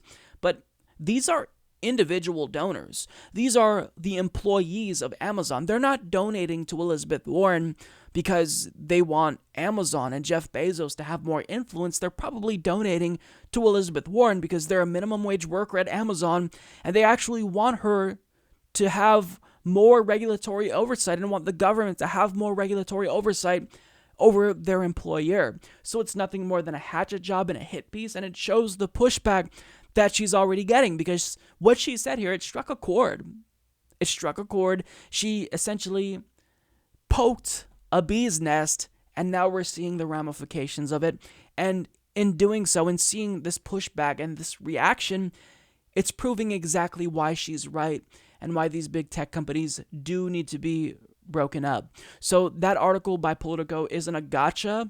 It says more about Politico and how bad journalism is in the United States, and how they're going to do everything, including smear, arbitrarily so in a really disingenuous way, to protect the status quo. That may be the political status quo or the tech status quo, but they're going to protect the status quo no matter what. And it's all the more reason to push even harder now. So kudos to Elizabeth Warren. She's been disappointing me a lot lately, but here, I'm with her 100%. I think she's doing something that is great and talking about something that we all need to be grappling with currently.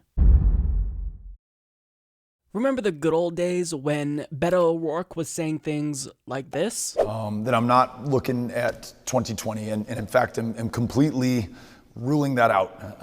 Not going to do that.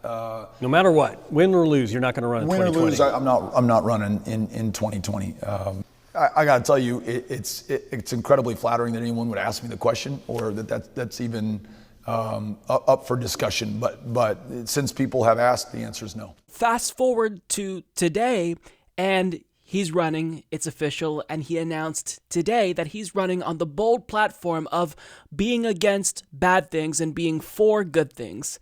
Take a look. Amy and I are happy to share with you that I'm running to serve you as the next president of the United States of America. This is a defining moment of truth for this country and for every single one of us.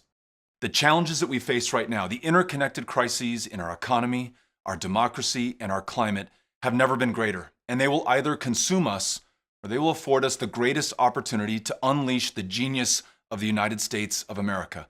In other words, this moment of peril produces perhaps the greatest moment of promise for this country and for everyone inside of it. We can begin by fixing our democracy and ensuring that our government works for everyone and not just for corporations. We can invest in the dignity of those who work and those who seek to work.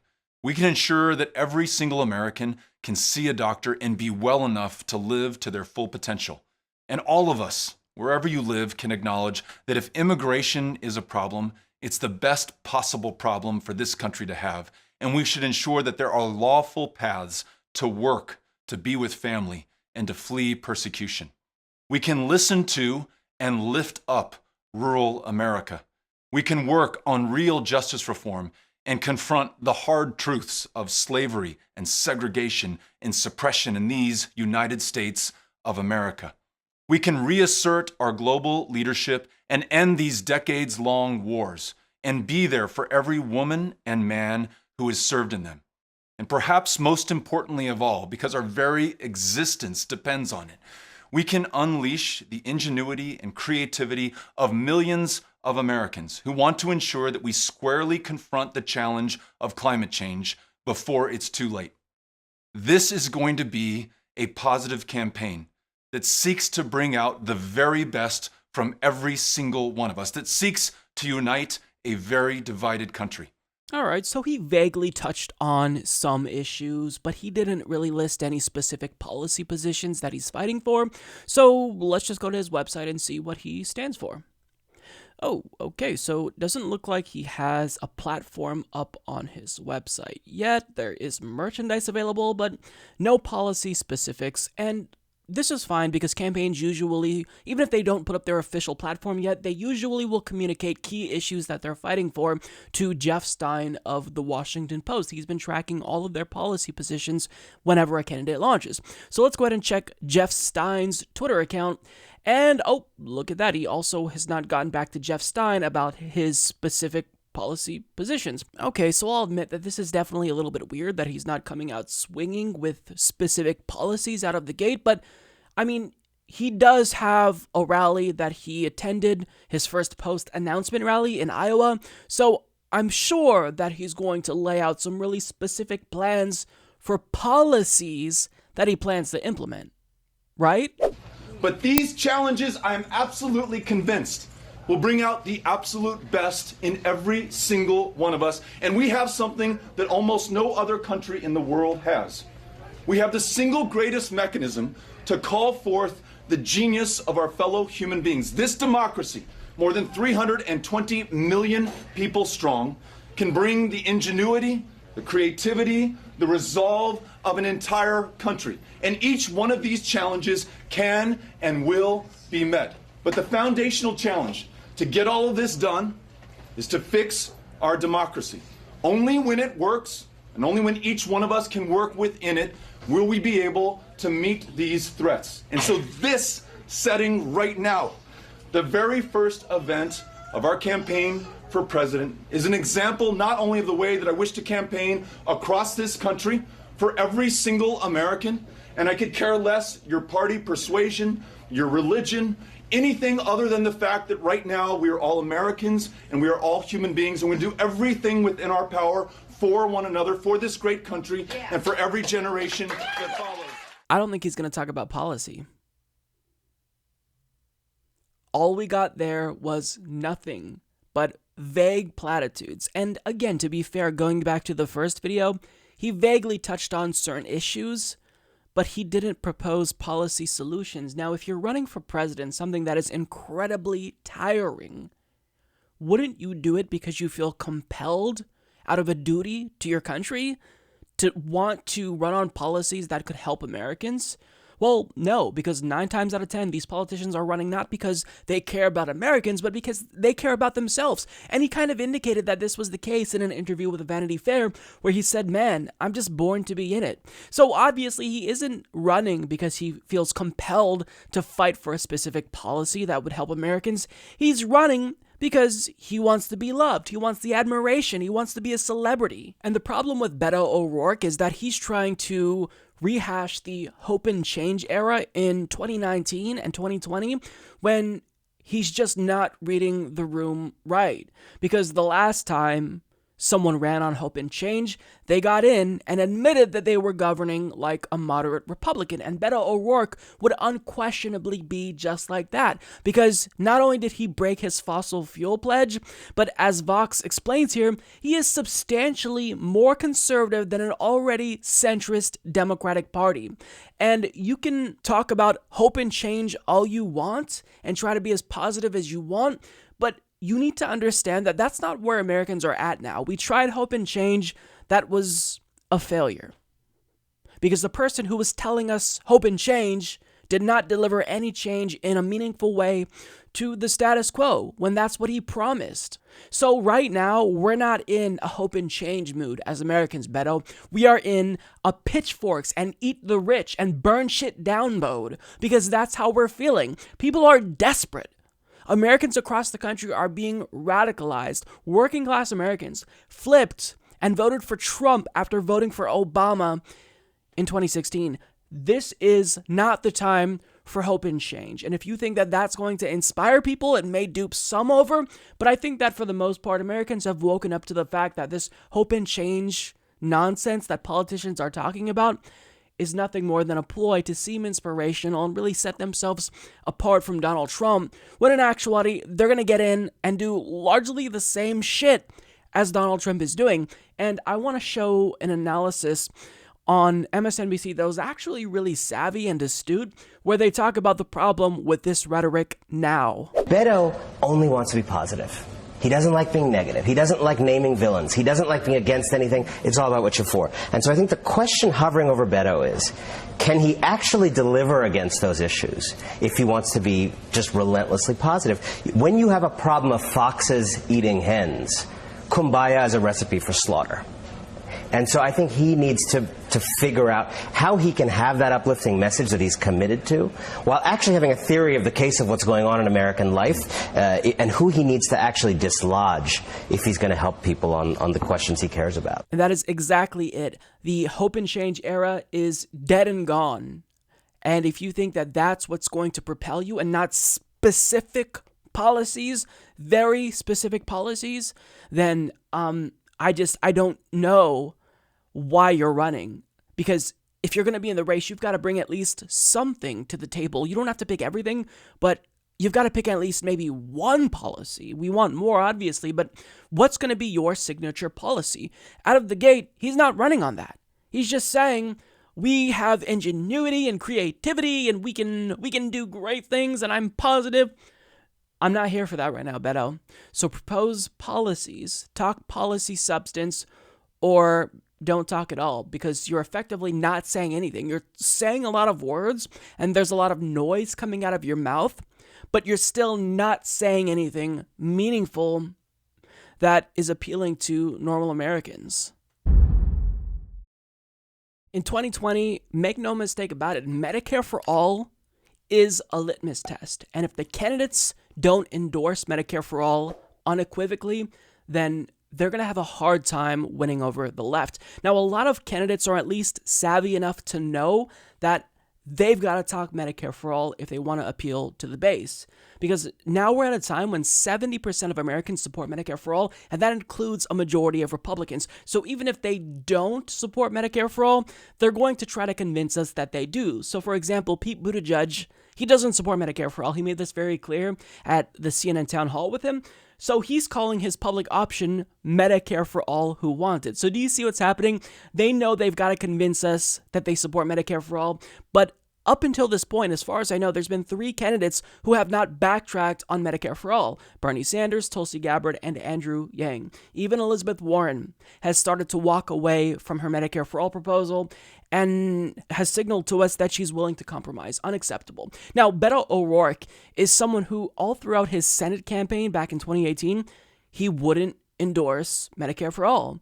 Kyle Kulinski, one of the co-founders of Justice Democrats, has explained that he was actually in talks to become a Justice Democrat, but one of the key issues that was keeping him from joining was his unwillingness to support Medicare for all. Now, he has an excuse that he's long maintained that, well, look, I never co-sponsored H.R. 676, which was John Conyers' Medicare for All bill, because I just don't like some of the provisions, but if I'm elected as a senator, I would support Bernie Sanders' Medicare for All bill. Now, why is that not persuasive? Because these bills aren't really that different. The difference between John Conyers' bill and Bernie Sanders' bill is that Bernie Sanders' bill is actually a little bit weaker. It doesn't have long-term care, although he did admit recently that he's willing to add that. It's a more gradual rollout over the course of 4 years, although Bernie Sanders, I believe, wants his bill to match Pramila Jayapal's bill now, which is a 2-year rollout. So, I mean, the point is that if you're saying that you're unwilling to support H.R. 676, but you're willing to support Bernie Sanders' bill in the event he was elected, that tells me you're a bullshitter, because the differences are not that substantial to where you would just not support H.R. 676. So it tells me that he doesn't want to support Medicare for all. But now that he's running, this question is going to come up again. And he was asked what he thinks about Medicare for all, and he failed miserably on this because he indicated that he does not support Medicare for all. And yet again, he is refusing to commit to supporting Medicare for all. And what he says is absurd here. Medicare for all is championed by some of your new competitors. Right. You get asked about it. How quickly are you going to promise voters that you get there? I think we have to begin with a goal that has to be separate from any labels. And that goal has to be that every single one of us can see a doctor, take our child to a therapist, afford our prescriptions, to be well enough to live to our full potential, to get that education, to work that job, start that business, write that poem, run for that office. That will truly allow this country to thrive. And so the quickest way to get there, in my mind, is to ensure that we protect the safeguards that we already have, to bring as many people in as quickly as possible into guaranteed health care, expansion of Medicaid in those states that haven't done it, allow people to buy in to Medicare who are not already covered by employer insurance, and ensure that there is an effective guarantee so that even if you have insurance but are unable to afford the copay. We just met a woman in Keokuk who says her daughter's copay on her medication is $444 after insurance kicks in, that we guarantee you that you're going to get the care, or the medication in this case, that you need. So my goal is to do that as quickly as possible. I'm convinced that we will have to work from as much common ground as possible. No one person and perhaps no one party can force the decision on this. This has to be something that America comes together on. And I think you do that by listening to people, by listening to patients and doctors and healthcare advocates and communities. And from that, you get to the solution. So I'm very, very excited that it is such a dominant part of just about every candidate's proposal to do better for this country. I think it's a good sign that we will get there, but we have to make sure that we include every single person we can in the solution for this. So the first thing he gets wrong is he says, quote, I think we have to begin with a goal that has to be separate from any labels. Wrong. Because if you are trying to get a policy through, then why wouldn't you prop up a policy that, one, has name recognition, Medicare for all, and two, has the overwhelming majority of Americans support it? Why would you try to go for something else? That's one of the biggest red flags. He also says the quickest way to get there, meaning Medicare for all, in my mind, is to ensure we protect the safeguards that we already have. In other words, look, if we want to get to Medicare for all, what we first have to do is protect the ACA, expand Medicaid. Well, it's funny because I thought that the quickest way to get to Medicare for all was to just pass a fucking Medicare for all bill. But what he's saying is, no, we actually have to do what isn't the quickest way, and that'll be the quickest way. I mean, it makes no sense. The opposite is true. So is it clear to you yet that what he's doing is he's bullshitting? He's trying to do this tap dance around Medicare for all and pretend as if he supports it, but really, he's telling you, I don't support Medicare for all in a roundabout way. He's functionally against it, and he's only for maintaining the status quo, Obamacare. Now, here's what he also gets wrong. Quote, I'm convinced we'll have to work from as much common ground as possible. No one person, perhaps no one party, can force the decision on us. This is one of the weakest responses yet. Because think about this. What did Republicans do when Obama introduced Romney Care? A right-wing healthcare reform policy that was cooked up by the right-wing think tank, the Heritage Foundation. What did they do? They didn't support you. Obama took this approach. Obama tried to reach across the aisle, and they slapped his hand down. But now, after seeing what played out during the healthcare debates of 2009 and 2010, you are still delusional enough to say, oh, well, we need to find common ground. Hey, Beto, guess what? Regardless of how much you try to shove hope and change down our throats, Republicans aren't buying it. They're not working with you. So if you want to get any reforms through, including their own policies, they're by default going to be against that. So what you have to do is beat them. You're not going to find common ground here. They're about rolling back what we've managed to accomplish with the Affordable Care Act. In fact, Trump's administration currently is suing to undo protections for pre-existing conditions. So the fact that you even are floating this idea of common ground on this issue, I mean, it honestly is borderline delusional, but we all know that Beto O'Rourke is not delusional. He's a very intelligent individual, but what he's doing is gaslighting you. This is a bullshitter who wants you to think, I support Medicare for all. I'm going to tell you I support it, but, there's a number of ways that we can get there. First, we have to start by protecting the Affordable Care Act and doing this and doing that. No, the fastest way to get there, you just codify that bill into law, pass it through the House, the Senate, and then you sign it into law. Really not that difficult. There's no stepping stones that you're required to go to first in order to secure Medicare for all. You could just pass it, and then it's passed. It's codified into law. So, I mean, he's a bullshitter. And yet he's trying to say, well, we can't force this. We've got to have bipartisanship here. Unbelievably delusional there. So understand what Beto O'Rourke is. He is white Obama. He's white Obama.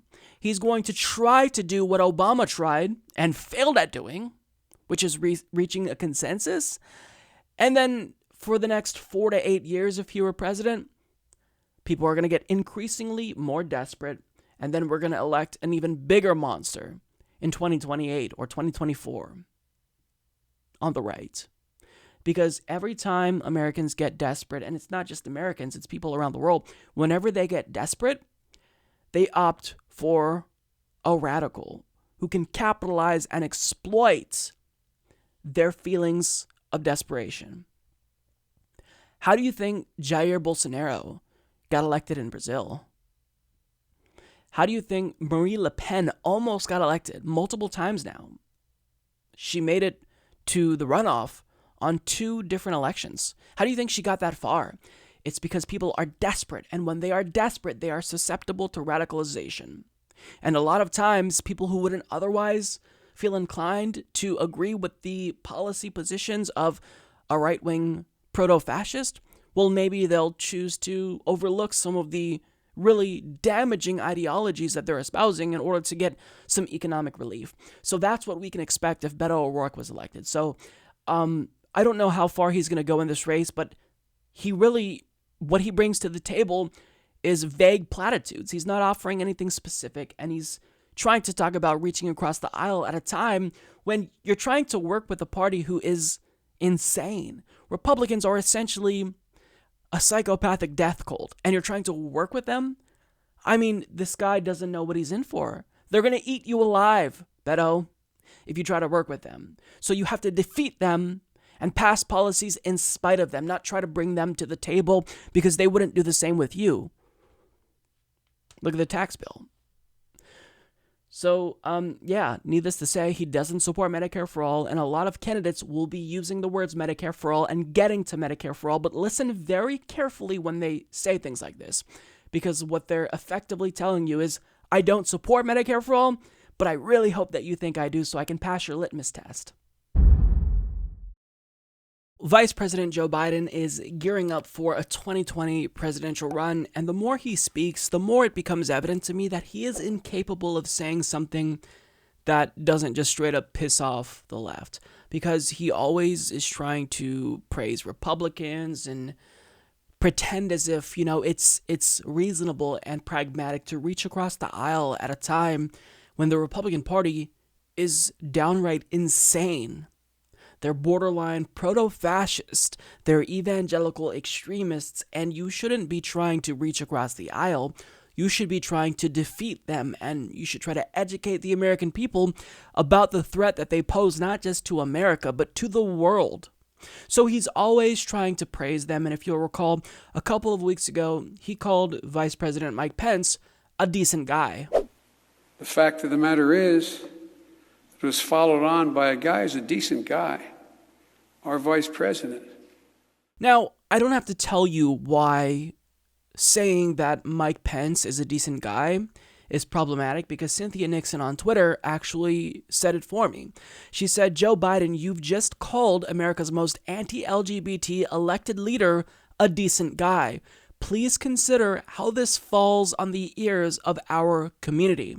Now, to his credit, he then responded to Cynthia Nixon saying, "You're right, Cynthia. I was making a point in a foreign policy context that under normal circumstances, a vice president wouldn't be given a silent reaction on the world stage. But there is nothing decent about being anti-LGBTQ rights, and that includes the vice president." Now, Cynthia followed up saying, "Thanks, Joe Biden. Appreciate the response, but please understand from where we sit, his dehumanizing of our community disqualifies Mike Pence for the honorific of decent regardless of the context." And she is 1,000% right. Mike Pence is someone who supports businesses openly discriminating against members of the LGBTQ community simply because they're different.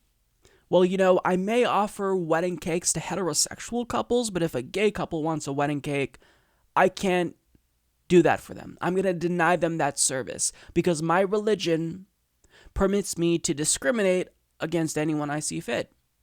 And Mike Pence is okay with that. As the governor of Indiana, he signed a bill into law that allows businesses to openly and explicitly discriminate against members of the LGBTQ community. So this man is nothing more than a bigot who was carried to the White House by an imbecile. So for you to call him decent and claim to be on the left, I find that insulting because what you're doing, Joe, is you are erasing all the harm that he has done to members of the LGBTQ community. So, to his credit, he did kind of walk back that claim and he tried to say, well, I was talking about him being decent in a different context. It was a foreign policy context. But I'm sorry, even in that context, he's still not a decent guy. They're giving bombs to Saudi Arabia currently that they're dropping on school buses in Yemen. So in no context is Mike Pence a decent guy.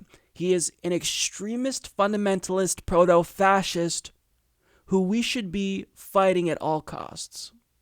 So, that was the end of the exchange. Cynthia Nixon called him out. He responded, and that was that, right?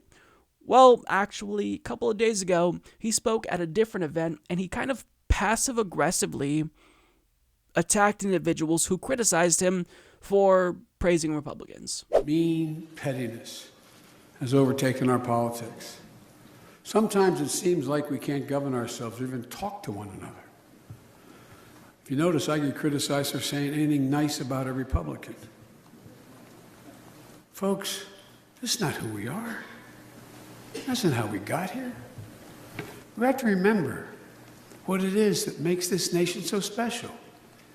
It's our core values. It's what we believe. It sounds corny, but it's the American creed. For real.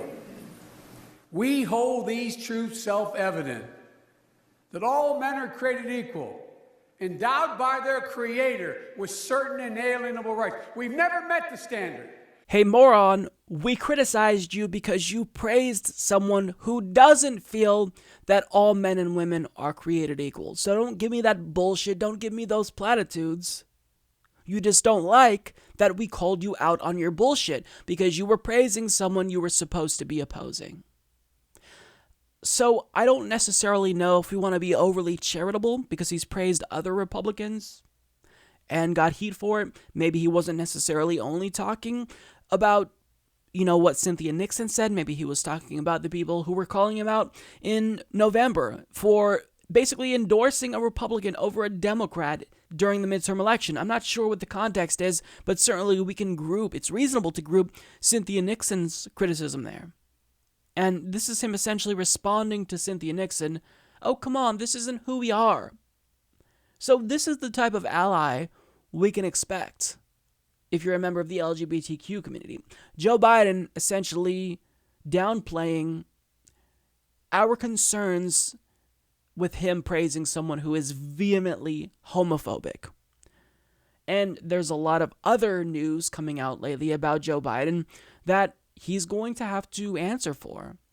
Extremely racist comments about busing, about segregation. He treated Anita Hill like dirt. He could have tried to rein in some of the comments against her, but he didn't. He's going to have to explain why he's a fucking creep and puts his hands on women who are clearly repulsed by him. There's a lot that he's going to have to answer for. But I think for the people who are worried because he's currently polling higher than Bernie, I don't know who said this, so I can't give them credit for it, but someone on Twitter said, I think that Joe Biden's best day of 2020 will be on the day he announces. He'll get a little bit of a boost, but then it's all downhill from there because like Hillary Clinton, I think you're going to see that the more he talks, the more unliked he becomes. And this is someone who was a gaffe machine. He can't not put his foot in his mouth. He should be trying to win over his own base currently, but it seems like he's trying to win over Republicans. And just, last year? He told millennials, give me a break because we're complaining too much about student loan debt and not being able to purchase anything like cars and homes that his generation was able to purchase and do what they were able to do and achieve what they were able to achieve.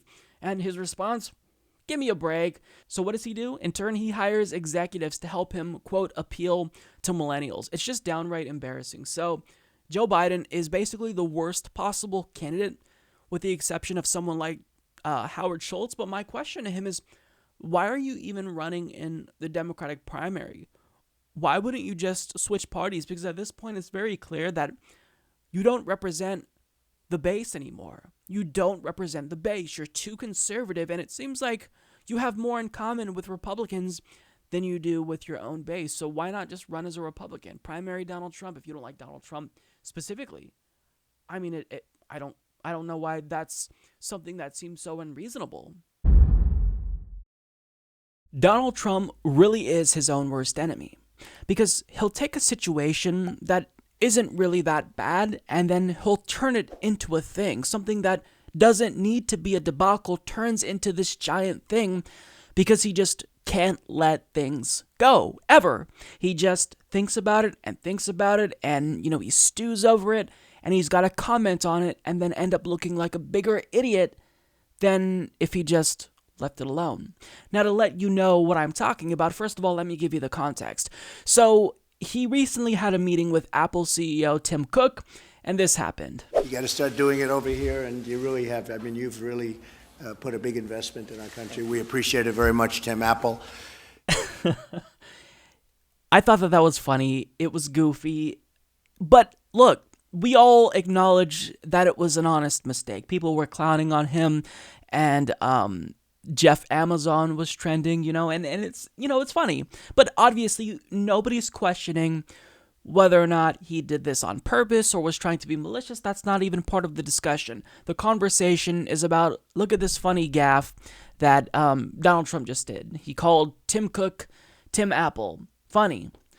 But Donald Trump saw that people were making fun of him, and it just started to eat away at him, and he started to stew over it, and he just couldn't let it go, which led to him then tweeting about it and making matters exponentially worse, saying, at a recent roundtable meeting of business executives and long after formally introducing Tim Cook of Apple, I quickly referred to Tim plus Apple as Tim Apple as an easy way to save time and words.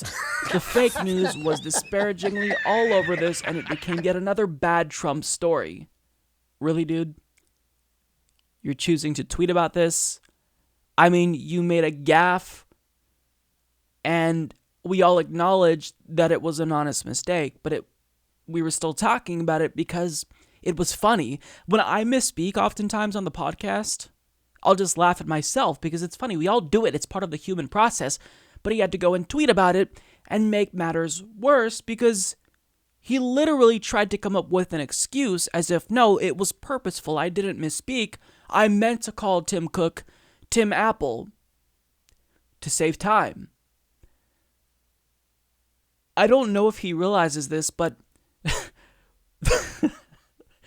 this is actually a scene from The Office. Why waste time? Say lot word when few word do trick. When me president, they see. They see. Why? Why would you say this? Why would you say this, Donald Trump? Why couldn't you just let it go? Why did you have to go and make this a thing? Why couldn't you just admit, look, I misspoke and it's funny, poke fun at me all you want, but we all do this. Everyone would have understood that because, yeah, everyone misspeaks. This is part of the human process. But you had to go and try to justify it to make yourself look better, but you didn't realize you just made yourself look like a fucking idiot, more so than you already did. I mean, how much time are you saving by calling him Tim Cook or Tim Apple instead of Tim Cook? See, I just misspoke there. Perfectly fine admitting that. How much time are you saving, Donald Trump? In fact, since Apple has 2 syllables and Cook only has 1 syllable, you'd save more time if you just called him Tim Cook. So your reasoning doesn't even make sense, but that's not the point. He said it because he can't stand the prospect of people not thinking that he's perfect. Well, newsflash, buddy, I've got a reality check for you. Nobody thinks you're perfect. We already think you're an idiot in an area where you weren't necessarily being inherently dumb. You just misspoke, which again is something we all do. Now you made it clear that you are the fucking moron that we all laugh at all the time.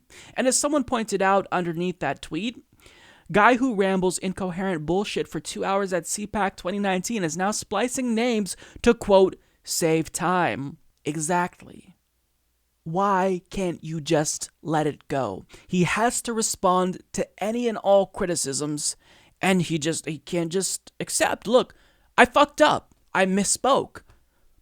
It is what it is. That's life. But he had to try to flip it in order to take back the narrative. I mean, Jesus Christ, if you want to talk about snowflakes, Donald Trump is the biggest fucking snowflake of them all. And he kind of did the same thing with the Covfefe tweet, where later on he said, well, I'll let you guys guess what I mean by that, or something along those lines. You fucked up typing. It was a typo. Why can't you just admit that you make mistakes? Nobody's perfect. You're certainly not perfect. You're an idiot. So we all understand that you're going to probably be more prone to mistakes than the average individual, but if you make a mistake, you just own up to it. I called him Tim Apple. It's funny. I'm glad that you guys all found that humorous. That's what you say. You don't stew over it like a fucking idiot and then try to say, no, I was calling him Tim Apple to save time because, using a word with 2 syllables instead of 1 is more efficient. I mean, Jesus Christ. I don't know why I'm even talking about this story because this kind of reminds me of the Amy Klobuchar story where she ate a salad with a comb. But, I mean, even though it's not necessarily substantive, it does tell us a little bit about the president and just how petulant he is, where he can't stand people thinking negative about him, even if it's in the most benign, banal, insignificant sense. He misspoke, but he can't allow us to think he misspoke. I mean, it's unbelievable. What a moron. Our president is basically Kevin from The Office. Wow. Reality, I think, is officially stranger than fiction. A story recently broke about how elites have been cheating and literally paying bribes to Ivy League schools in order to get their children accepted or improve the chances that their children will get accepted. Now, the college acceptance system is already pretty corrupt. I mean, you have individuals out in the open paying bribes to get their kids into these Ivy League schools. So, for example, Jared Kushner's father contributed, $2 million or so to Harvard? And then, would you look at that? Jared Kushner got accepted into Harvard. So the system is already rotten to its core. However, in this specific instance, this nationwide scandal involves individuals who cross the line between sketchy and outright criminality and explicitly bribed individuals to get their kids into school. Now, this includes someone very close to my heart, Aunt Becky from Full House. This also includes actress Felicity Huffman, and they were implicated and arrested. There were 2 of about 50 individuals implicated in this scandal because Aunt Becky reportedly paid a total of $500,000 in bribes in order to get their daughters accepted, and Felicity Huffman paid $15,000 to guarantee that her daughter got a higher score on a college entrance exam. Now, I think that the general response to this is a collective, yeah, not too surprising, because as I stated, the system itself is already really corrupt, and it's very obvious that we don't live in a meritocracy. It's not about how hard you work to get accepted into these Ivy League schools. It's about how much money you have and who your family is and if your father and mother attended the same school. And we know that this is true because Ivy League schools have produced some of the biggest dumbasses in our nation's history. Donald Trump attended Penn State. George W. Bush went to Yale and then Harvard to get his MBA. So it's not like they're working hard because these are individuals who are obviously dim-witted, but yet it just shows that they have a better chance at getting into these Ivy League schools and then succeeding because they were born into a family of wealth and privilege. And the reason why elites are trying to do everything in their power, including break the law, to get their children into these Ivy League schools is because it drastically improves the chances that they will be able to make it in life. So the way that I've always viewed these Ivy League schools is nothing more than a gigantic elitist circle jerk. And you've got to understand that my view on this issue is especially cynical because I came from academia. So I'm an individual who actually did work my ass off to make it, to get into a PhD program ultimately, because I started out where I didn't finish high school. I got a job instead, but then I taught myself what I needed to know to get my GED. Then I got into community college and was incredibly behind. I spent an extra year and a half studying and then transferred to a 4-year college, and I graduated with honors. I then got into grad school, graduated with high honors. I then was accepted into a PhD program, only to learn that if I wanted to be successful in academia, and what I wanted to do was become a professor and teach political science and study political science, I would be competing for jobs and tenured track positions with Ivy League individuals, and essentially I didn't have a chance. Regardless of how hard I worked in that PhD program I was in, the chance of me actually securing a tenured position teaching at a university would be very difficult, because other individuals who maybe they didn't necessarily work as hard as me, but they had better credentials because they graduated from a prestigious school, they would automatically basically have a better shot at becoming a professor than me. So I thought to myself, why is anybody even trying to get their PhD from a non-Ivy League school if this is the result? And talking to my colleagues at the time, it was clear that half of them were basically international students who came from Thailand, Serbia, Ukraine, and the reason why they were getting their PhD in America was simply because they would have a better shot of getting employed in their country simply because they got their PhD in America. And when it comes to my American counterparts, individuals seeking their PhD who were American, well, they were already employed. They were in the public sector, or in some cases the private sector, and they were trying to advance their careers. There was only like 2 or 3 people, myself included, that was trying to get a job with a PhD from a non-Ivy League school. And the other individuals had the full intention to just spend a couple of years at my school and then transfer to a better institution if they can get in. But me, I got there and I was like, oh, so this is pretty much where I've hit a wall. I've peaked with regard to my education, and no matter what I do, I can't do as well as people with Ivy League educations, regardless of how hard I work. And that really pissed me off, and ever since then I've developed this cynical view of higher education, academia, and to see this story, it's bittersweet, because it tells me, one, that this has been happening for a long time, so that's problematic, but at the same time, it's nice to see them finally get caught.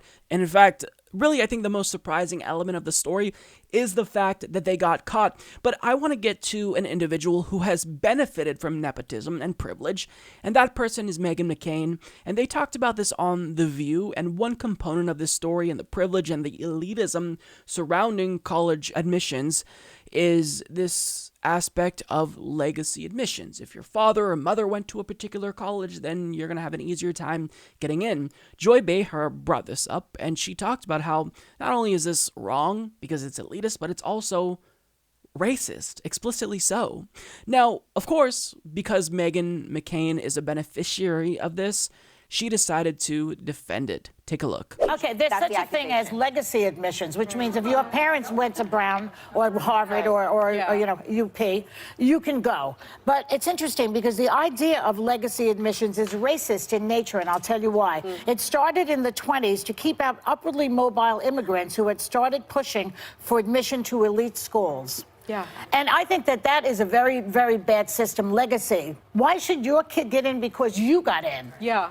Okay. Well, the only thing I will say That's is not when fair. it comes to I didn't have any. I was the first person in my whole family to go to college. Military academies, my family goes back generations at the Naval Academy, and that's service to your country. So I would push back in that part of it, because my grandfather, great-grandfather, my brothers, they all served their country. Yeah, but if you don't have the grades, why should you benefit from that? They did have the grades. My brother did, but I don't think there's anything to be ashamed of the fact that my family's legacy is at the Naval Academy. My father's buried there. I'm not talking about your family. I'm talking about legacy. I'm talking about the policy of where legacy admissions came from. I'm very proud of my family's legacy at the Naval Academy. And Jews probably out of the colleges. Well, let me say that's what it's about. Yeah, just one quick thing. So what you saw there was an elitist snob defending legacy admissions because, as Jamila puts it, she got legacy admission on The View. That's exactly right. And it's not just her. You see this playing out before our very eyes. Chelsea Clinton worked for, I think it was NBC or maybe it was MSNBC. This was back in like 2014, 2015, and it wasn't necessarily that she got hired at this position where she did like 4 segments and got paid hundreds of thousands of dollars because she's just that qualified and it's worth it. What NBC was doing was buying access to someone who's powerful.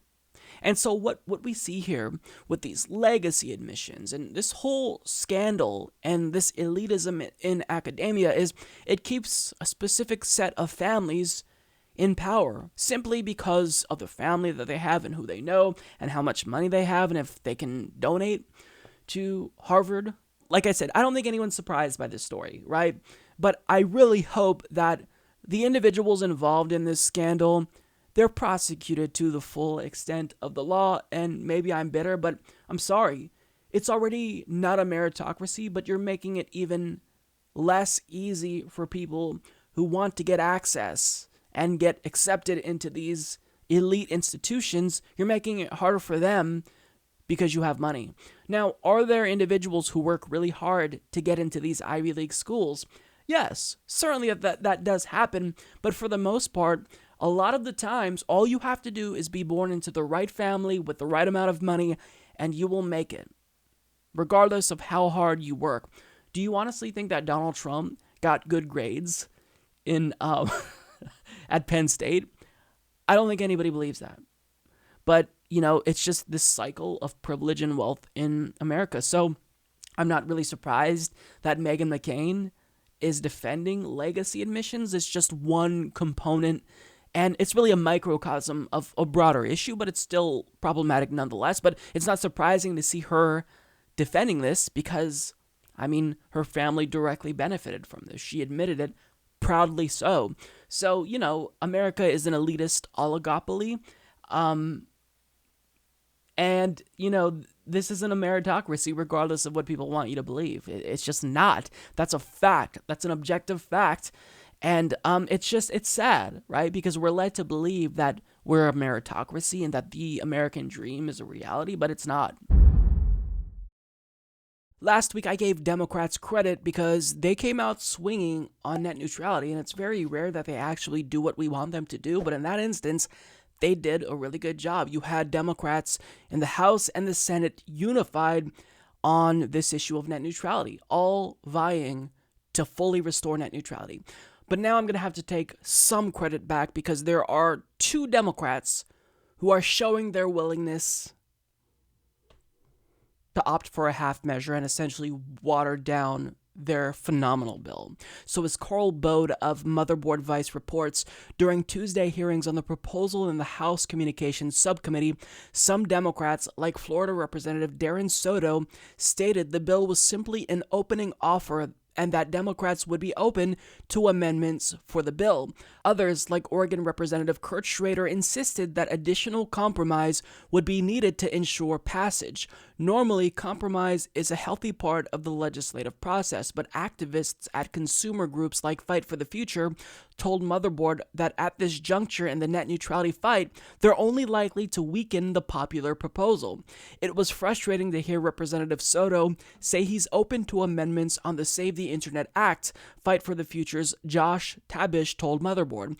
Given that his office was one of the bill's original co-sponsors, it's hard to view this as anything other than foreshadowing for a backdoor effort to water down the bill or add ISP-approved loopholes. Soto's office did not respond to a request seeking comment on what changes he'd offer. The problem, as activists see it, the FCC's 2015 rules took years, countless hearings, and several court battles to craft. The rules were rebuilt after the FCC's 2010 rules were struck down by the courts. They're the culmination of endless congressional debates over the better part of 2 decades. In short, the FCC rules were already a compromise, activists say. And that's exactly the problem. And I wouldn't really be sounding the alarm right now if it was just any Democrat, but one of the co-sponsors is saying we're open to amendments. Now, is an amendment inherently bad? No, not necessarily, because I think that if they can improve the bill and include bans on 0 ratings, that would be phenomenal. But I'm not expecting that to happen, because if history is right again here, well, when you look at the California debate, there were numerous attempts to water it down. Numerous attempts. And finally, what was passed was a very solid proposal to restore net neutrality. However, anytime there were amendments, it was almost always not for the better. It was for the worse. So by opening the door to amendments and at this early stage already kind of waving the white flag in a way, this is opening them up to ISP-approved loopholes, as the article states, because ISPs are doing everything. They're working overtime to make sure that they defeat this and they maintain the status quo that Ajit Pai just crafted in 2017 when he repealed net neutrality. So it's not like, oh, well, we're going to open up amendments for, maybe some Democrats to try to improve it. No, what's going to happen is you're opening it up to be watered down. And it's troubling, man. But I like that organizations like Fight for the Future, they are not taking no for an answer, and they're already crowdfunding a campaign to put up billboards to kind of shame Democrats like Kirsten Sinema, who have not gotten on board. And what you're seeing on screen now is a mock-up, essentially saying that she's corrupt. And I think that this really is the right approach. You can't really expect many Republicans to do the right thing, so I think our best bet is to put a lot of pressure on Democrats. So I'm going to give you the numbers to the two Democrats who are vocalizing their willingness to compromise.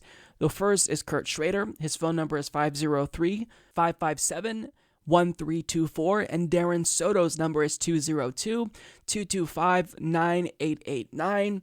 I would recommend that you call Darren Soto since he's one of the co-sponsors, but I'm going to call Kurt Schrader because he is a representative in my state of Oregon, so I just think that that's more appropriate. So again, that's 503-557-1324.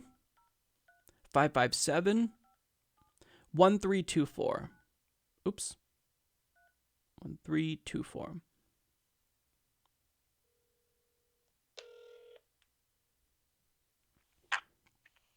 Office of Congressman Kurt Schrader, this is John. Hi, my name is Mike Figueredo, and I'm a constituent of Representative Schrader, and I just read an article from Vice that Kurt Schrader was essentially opening the door up to compromise on the Save the Internet Act, which is a really strong net neutrality bill.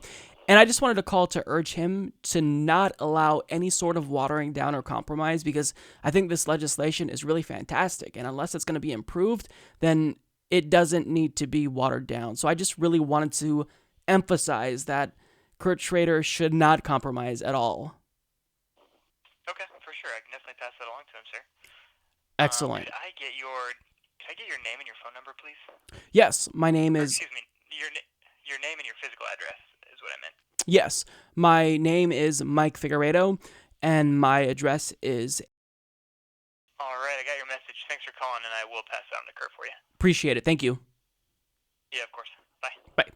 Okay, and it's as simple as that. I don't feel the need to browbeat them just yet because, they haven't officially said that they're going to water it down. But if we can kind of just nudge them in the right direction, I think that will serve us well, because we've seen what happens when they open these bills up. They get worse because you have one of these shills for Comcast or Verizon and AT&T just get in there and they try to ruin it. We've just got to basically let them know that they need to do the right thing. And if we kind of take the pressure off for a second, this type of stuff happens. So don't water it down. I hope that since leadership like Chuck Schumer and Nancy Pelosi is on board, they fight to stop this bill from being watered down. But you have to expect the worst from Democrats and hope for the best, because this is kind of just par for the course. So don't let them water it down. Pay very close attention, because it's only a matter of time before ISPs try to chip away at this bill, because this would be a huge step in the right direction. Well, that's all that I've got for you guys today. Thank you so much for tuning in if you've made it this far. Shout out to all of our listeners on iTunes and SoundCloud. If you'd like to support the show and want to get access to some of our videos before they're released on YouTube and participate in monthly live chats with me, you can do so by clicking join on YouTube. You can go to, what's the other option? Patreon.com/Humanist Report, and go to humanistreport.com/support to sign up to support the show. Thank you all so much. I'm done talking, so I'll see you next week. I'm Mike Figueredo. This is the Humanist Report. Take care. You could support the Humanist Report at patreon.com/Humanist Report. But trust me, I'd have way more supporters on Patreon if that was my podcast. Sad.